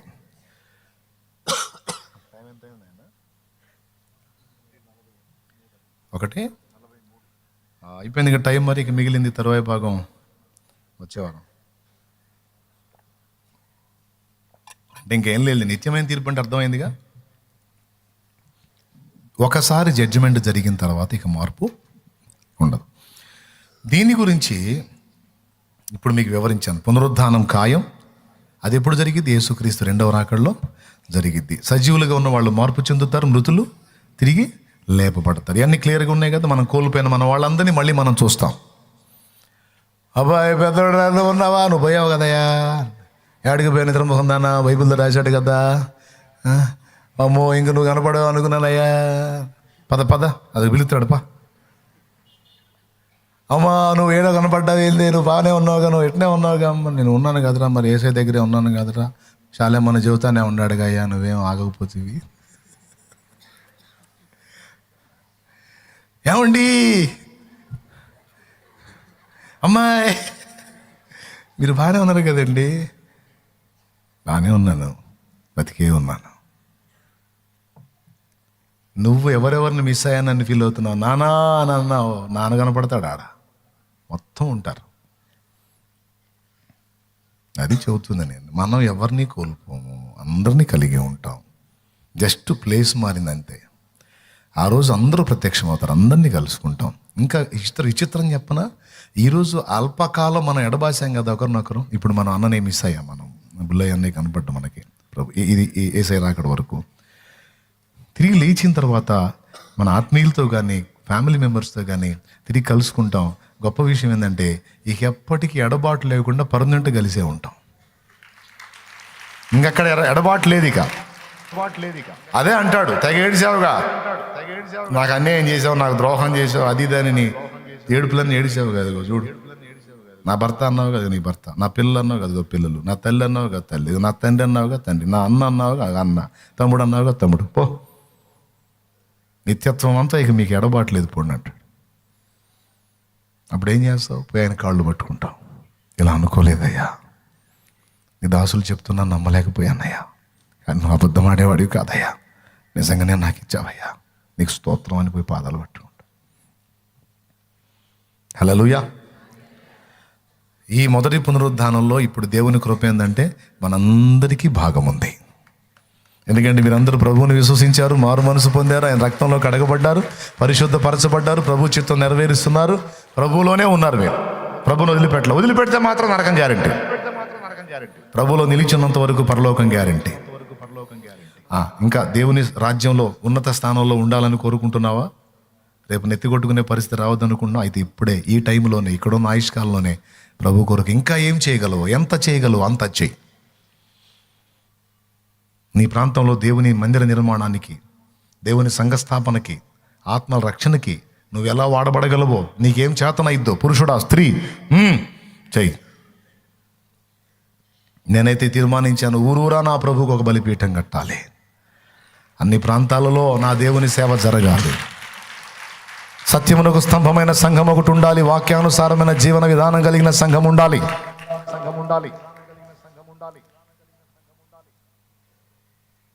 నా కోరిక అది. దానికి నువ్వేం చేయగలవు, నువ్వేమి ఇవ్వగలవు, నువ్వేమి నడిపించగలవు, నువ్వెలా అందులో పాలు పంపులు పొందగలవు? దేవుని నిమిత్తం నువ్వు చేసేది మొత్తం రాయబడిద్ది, మొత్తం గ్రంథస్థం చేయబడిద్ది. ఫినిషింగ్ టచ్, ఇక ముగింపు. ఇది మొదటి పునరుద్ధానం తర్వాత జరుగుతుంది. అది అయిపోయిన తర్వాత, ఆ మొదటి పునరుద్ధానంలో న్యాయపీఠపు తీర్పు అయిపోయిన తర్వాత అప్పుడు పెండ్లి విందు. ఫస్ట్ ఎవరెవరిని ఏ ప్లేస్లో ఉంచాలో ఆ ప్లేసులు డిసైడ్ చేస్తాడు. కొంతమందిని వధువు యొక్క పాదంలో ఉంచుతాడు, కొంతమందిని కంటిలో ఉంచుతాడు, కొంతమందిని తలలో ఉంచుతాడు, కొంతమందిని అంతర్గత అవయవాల్లో ఉంచుతాడు, కొంతమందిని బాహ్య అవయవాల్లో ఉంచుతాడు, కొంతమందిని జ్ఞానేంద్రియాల స్థానంలో ఉంచుతాడు, కొంతమందిని కర్మేంద్రియాల స్థానంలో ఉంచుతాడు. అంటే ఏమన్నా అర్థమైందని నేను చెప్పింది? సంఘం అంటే వధువు సంఘం కదా, వధువు అంటే ఆడపిల్ల కదా, ఆడపిల్లకు ఉన్నటువంటి శరీర అవయవాలన్నీ ఒకే విలువను కలిగి ఉండవు కదా. మన అమ్మ రొమ్ము పాలు మనం తాగాం, అది మనకు బ్రతుకునిచ్చింది, పొట్ట నింపింది. అట్లనే సంఘములో ఎత్తబడిన వాళ్ళలో కొంతమందిని ఫీడింగ్ ప్లేస్లో ఉంచుతాడు. అందరికీ వాళ్ళే నడవటానికి కావలసినటువంటి ఆ శక్తిని, ఆ జ్ఞానాన్ని ఇచ్చేటువంటి ఫీడింగ్ ప్లేస్లో కొంతమంది ఉంటారు. కొంతమందిని మొత్తం లీడ్ చేసే ప్లేస్లో, బ్రెయిన్ ప్లేస్లో పెడతాడు. నీకు ఇచ్చిన పని బాగా చేసావు, నువ్వు ఈ స్థానంలో ఉండంటాడు. కొంతమందిని బరువు మోసే స్థానం, పాదాల స్థానం.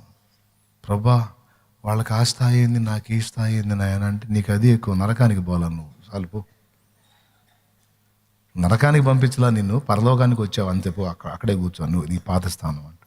ప్రభా, ఇక్కడ నుంచి నాకు ప్రమోషన్ ఏమన్నా పైకి వెళ్ళే ఛాన్స్ ఉంటుంది, అంత సీన్ లేదు, నీకు అదే స్థిరం అంటాడు.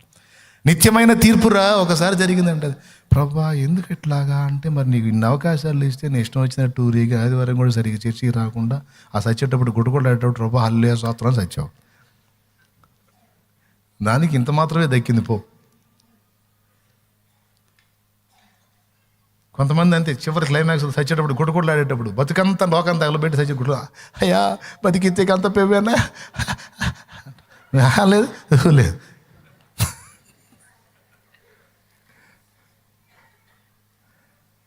అయిపోయింది, నీకు ఇచ్చిన టైం అయిపోయింది ఇంక ఇప్పుడు. ఆ విధంగా మహిమ నిర్దేశం అయిన తర్వాత, ఎవరెవరిని ఎక్కడ ఉంచాలో డిసైడ్ చేసిన తర్వాత, అప్పుడు మొత్తాన్ని తీసుకెళ్ళి గొర్రె పిల్ల పెండ్లి విందు. ఎవరి ప్లేసులో వాళ్ళు మొత్తాన్ని సెట్ చేసిన తర్వాత మొత్తాన్ని తీసుకెళ్ళి అప్పుడు పెండ్లి విందు. ఆ పెళ్లి విందు ఏముంటుందో, అందులో ఐటమ్స్ ఏముంటాయో, అసలు అది ఏ విధంగా ఉంటుందో, ప్రభు తానే మనకి కొసరి వడ్డించే అనుభూతి సూపరం. ఓకేనా? అంతటితో మొదటి పునరుద్ధానపు ఘట్టం అయిపోయింది. అయిపోయిన తర్వాత ఆ సంఘాన్ని, అంటే మనందరినీ తీసుకొని మళ్ళీ భూమి మీదకి వస్తాడు. ఫస్ట్ మనల్ని తీసుకెళ్ళడానికి మధ్యాకాశానికి వచ్చాడు కదా, రెండవసారి ఒలీవలో కొండ మీదకి వస్తాడు. ఇది మనకి న్యాయపీఠపు తీర్పు అయిపోయిన తర్వాత, గొర్రెపిల్ల పెళ్లి విందు అయిపోయిన తర్వాత, ఈలోపు ఇశ్రాయేలు కింద చూస్తుంటుంది. భూలోకంలో ఇశ్రాయేలు శ్రమ అనుభవిస్తూ ఉంటుంది. అప్పుడు మనల్ని తీసుకొని, కడపటి వారిని తీసుకొని మొదటి వారి కోసం దిగొస్తాడు. ఒలీవలో కొండ మీదకి వచ్చి పాదం మోపినప్పుడు, జకరియా గ్రంథంలో ఉంటుంది 14లో, ఇంటికి పోయి చదవండి. ఒలీవల కొండ రెండుగా చీలి మధ్య పెద్ద లోయ ఏర్పడితే ఇశ్రాయేలు మొత్తం వచ్చి అందులో తలదాచుకుంటే, వాళ్ళ పక్షంగా దేవుడు యుద్ధం చేసి వాళ్ళని సేవ్ చేసి వాళ్ళకు కూడా రూపాంతరపరిచి వాళ్ళకు కూడా మహిమనిచ్చి సంఘంలో చేర్చుకొని, సంఘాన్ని ఇశ్రాయేలు మొత్తాన్ని కలిపి టోటల్గా ఒకటి చేసి అప్పుడు మనల్ని పెట్టుకొని ఆయన పరిపాలన ప్రారంభిస్తాడు. యెరూషలేమును కేంద్రంగా చేసుకొని భూలోక రాజ్యములన్నిటికీ యేసే రాజు. స్టార్ట్ 1000 ఏళ్ల నీతి పరిపాలన. నేను చెప్తున్నా, నా తండ్రి చిత్తం అయితే 2100 లోపు 1000 ఏళ్ల పాలన కూడా స్టార్ట్ అయింది. నా తండ్రి చిత్తం అయితే, నేనైతే అబోధ కల్పన చెప్పట్లా, అంచనా చెప్తున్నా. నా తండ్రి చిత్తం అయితే 2100 లోపు 1000 ఏళ్ల పాలన కూడా స్టార్ట్ అయింది. ఎందుకంటే ఫర్ ఎగ్జాంపుల్, ఒక 40 ఏళ్ళకి సంఘం ఎత్తబడింది అనుకో, ఇప్పుడు ఏ సంవత్సరం? 26, 40 కలుపు 66, 70 అనుకుందాం. 2070కి సంఘం ఎత్తబడింది అనుకో. ఎత్తబడ్డ తర్వాత ఎన్ని ఏళ్ళు? 3.5 సంవత్సరమే అక్కడ ఇవన్నీ జరిగేది. న్యాయపీఠపు తీర్పు, పెళ్లి విందు ఇవన్నీ జరిగేది. తర్వాత వచ్చేస్తాడు, ఇశ్రాయేల్ని కలుపుకుంటాడు, 1000 ఏళ్ల పాలన స్టార్ట్ అయింది. అప్పుడు 2070లో కావచ్చు, 80లో కావచ్చు, 90లో కావచ్చు, 100లో కావచ్చు, ఇంకా తొందరగా వస్తే 60లో కూడా కావచ్చు, ఇంకా తొందరగా వస్తే 50లో కూడా కావచ్చు. ఆయన చిత్తం. ఓకేనా? అప్పుడు మనము ప్రభు మనం కలిసి భూలోకములో ఏలుతాము. ఏలుతాం. ఎన్నేళ్ళు తెలుసా? ఒకరోజు కాదు, 2 ఏళ్ళు కాదు, 3 కాదు, 4 కాదు, 1000 సంవత్సరములు. 1000 సంవత్సరములు. ఎవరిని పరిపాలించేది? విడవబడిన వారిని. ఎవరు పరిపాలిస్తారు? ఎత్తబడిన వారు. మొదటి పునరుద్ధానములో పాలుగలవారు ధన్యులు పరిశుద్ధులునై ఉందురు అన్నాడు. ఆ పరిశుద్ధులు విడవబడిన పాపుల్ని వెళ్తారు. ఎన్నేళ్ళు? 1000 ఏళ్ళు. భూమి మీద చాలామంది రాజులు ఏలాలని ట్రై చేశారు, కానీ ఎవ్వడి వల్ల కాల. ఏ రాజు ఏలనన్ని సంవత్సరాలు యేసురాజు వెళ్తాడు.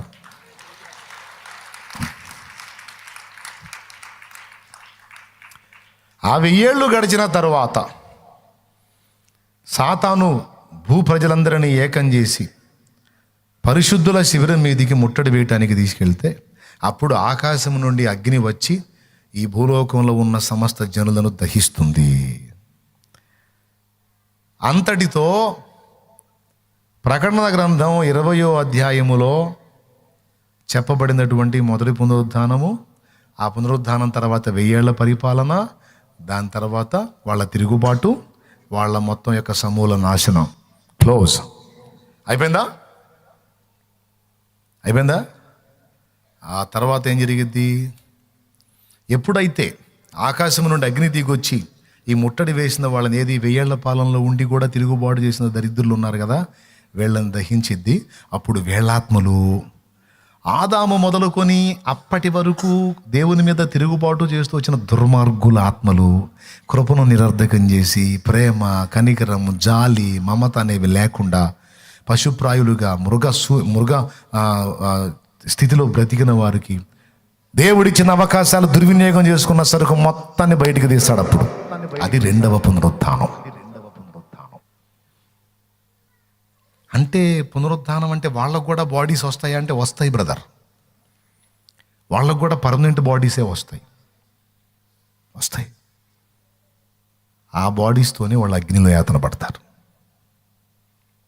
అర్థమైందా? అదే పర్మనెంట్ బాడీస్తో మనమేమో దేవుని మహిమలో ఆనందిస్తాం.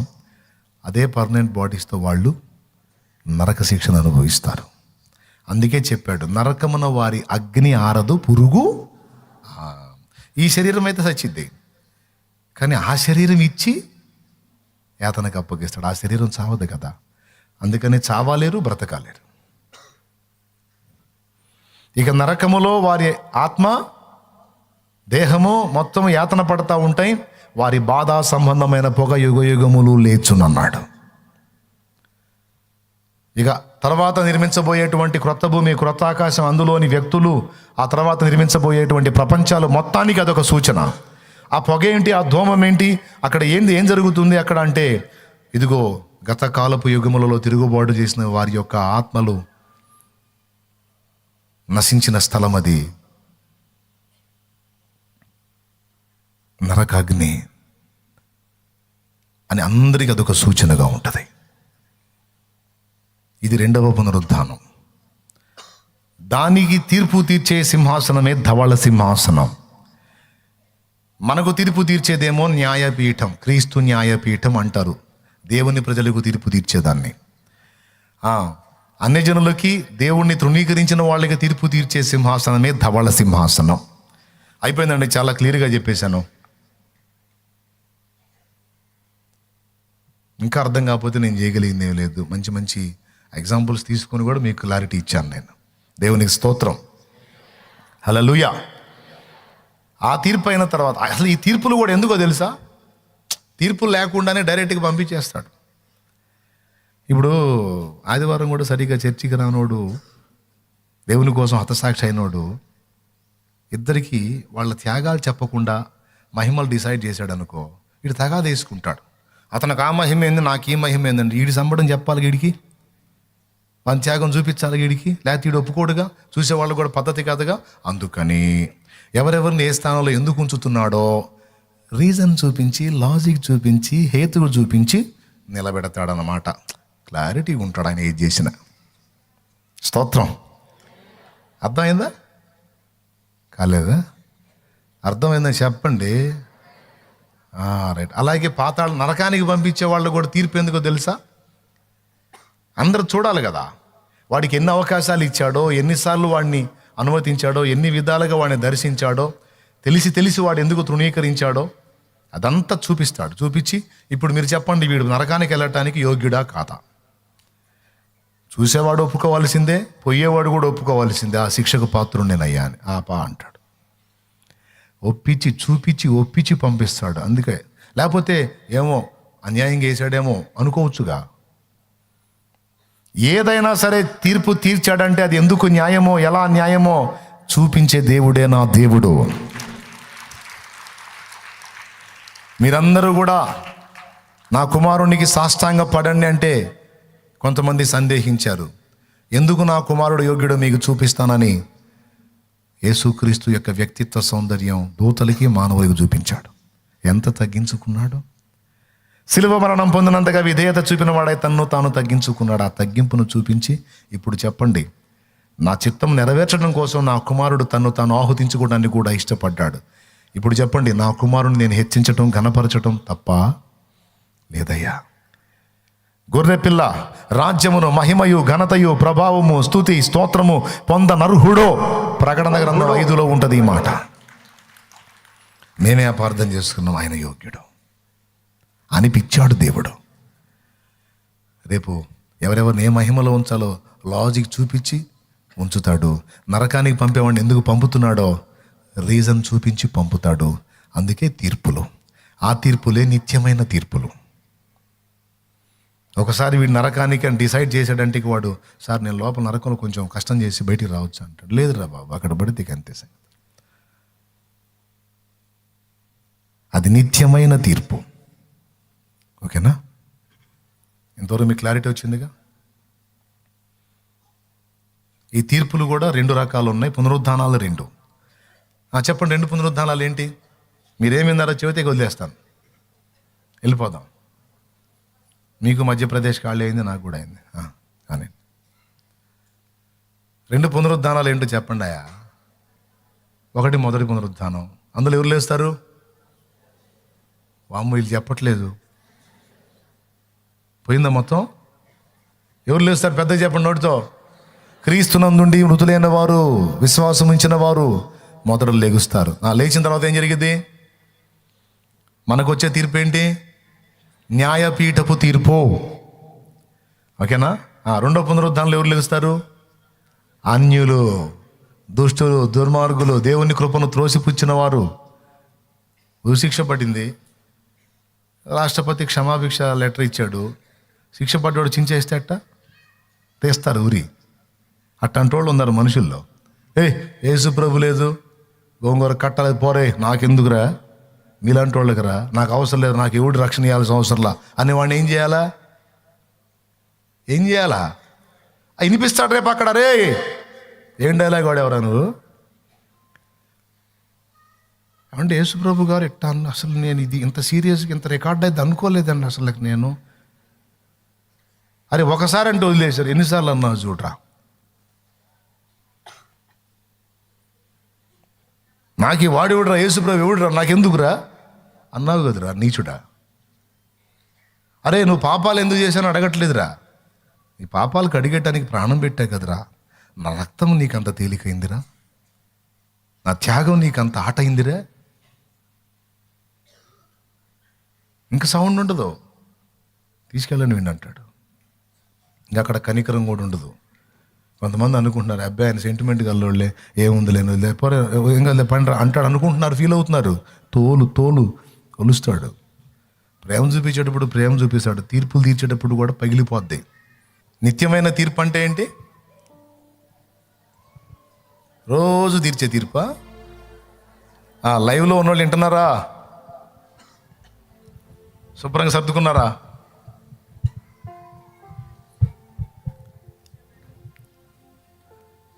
ఒరే అంత టైట్గా బిగిస్తే అట్రా. సరే, ఎక్కడో జాగాం. నిత్యమైన తీర్పు అంటే ఏంటి? ఒకసారి జడ్జిమెంట్ అయిపోయిన తర్వాత ఇక అందులో మార్పులు ఉండవు. అందుకే దాన్ని నిత్యమైన తీర్పు అన్నారు. పునరుద్ధానాలు 2 రకాలు, తీర్పులు కూడా 2 రకాలు. ఒకటి సంఘమునకు తీర్చే తీర్పు, 2 అన్ని జనులకు తీర్చే తీర్పు. పునరుద్ధానంలో మొదటి పునరుద్ధానం పరిశుద్ధులది, 2వది అన్యులది. దీంతో మీకు మొత్తం 7 సంగతులు స్పష్టత ఇచ్చాను. మొట్టమొదటిది యేసుక్రీస్తును గూర్చిన సత్యం, రెండవది మారు మనసును గూర్చిన సత్యం, మూడవది విశ్వాసాన్ని గూర్చిన సత్యం, నాలుగవది బాప్తిస్మలను గూర్చిన సత్యం, ఐదవది హస్త నిక్షేపణను గూర్చిన సత్యం, ఆరవది మృతుల పునరుద్ధానాన్ని గూర్చిన సత్యం, ఏడవది నిత్యమైన తీర్పును గూర్చిన సత్యం. ఇవన్నీ మీకు బహు స్పష్టంగా తెలియచేయబడినవి గనుక ఇక నాకు తెలియదు అంటే కుదరదు. నేర్చుకున్నావు గనుక నా తండ్రి చిత్తమే నువ్వు ఒకవేళ సేవకు వస్తే నీకు దేవుడు ఆత్మీయ బిడ్డలను ఇస్తే వాళ్ళకి నువ్వు ఇది అవగాహన కల్పించాలి. ఇవన్నీ కూడా ఒకవేళ దేవుని పిలుపొందుకొని నువ్వు సేవకు వస్తే, దైవ సేవకు వస్తే, నేను చెప్పిన 7 సంగతుల్లోని విషయాలన్నిటిని కూడా మొత్తం రికార్డెడ్గా ఉన్నాయి కనుక అవసరమైతే 1-4 సార్లు విని నీ హృదయంలో తీసుకొని లేఖనాలు అలాగున్నాయో లేవో చూసుకొని పరిశీలించుకొని ఒక నిశ్చయితకు వచ్చి ఇవి నీ ఆత్మీయ బిడ్డలకు నువ్వు నేర్పుకోవాల్సినటువంటి విషయాలు. ఒకవేళ దేవుని సేవకు నువ్వు వస్తే, ఒకవేళ సేవకురాల పరిచారకుడిగా పరిచారకురాలిగా నువ్వు ఉన్నా, విశ్వాసిగా ఉన్నా, నీ అవగాహన ఇతరులతో కూడా పంచుకో. రైట్?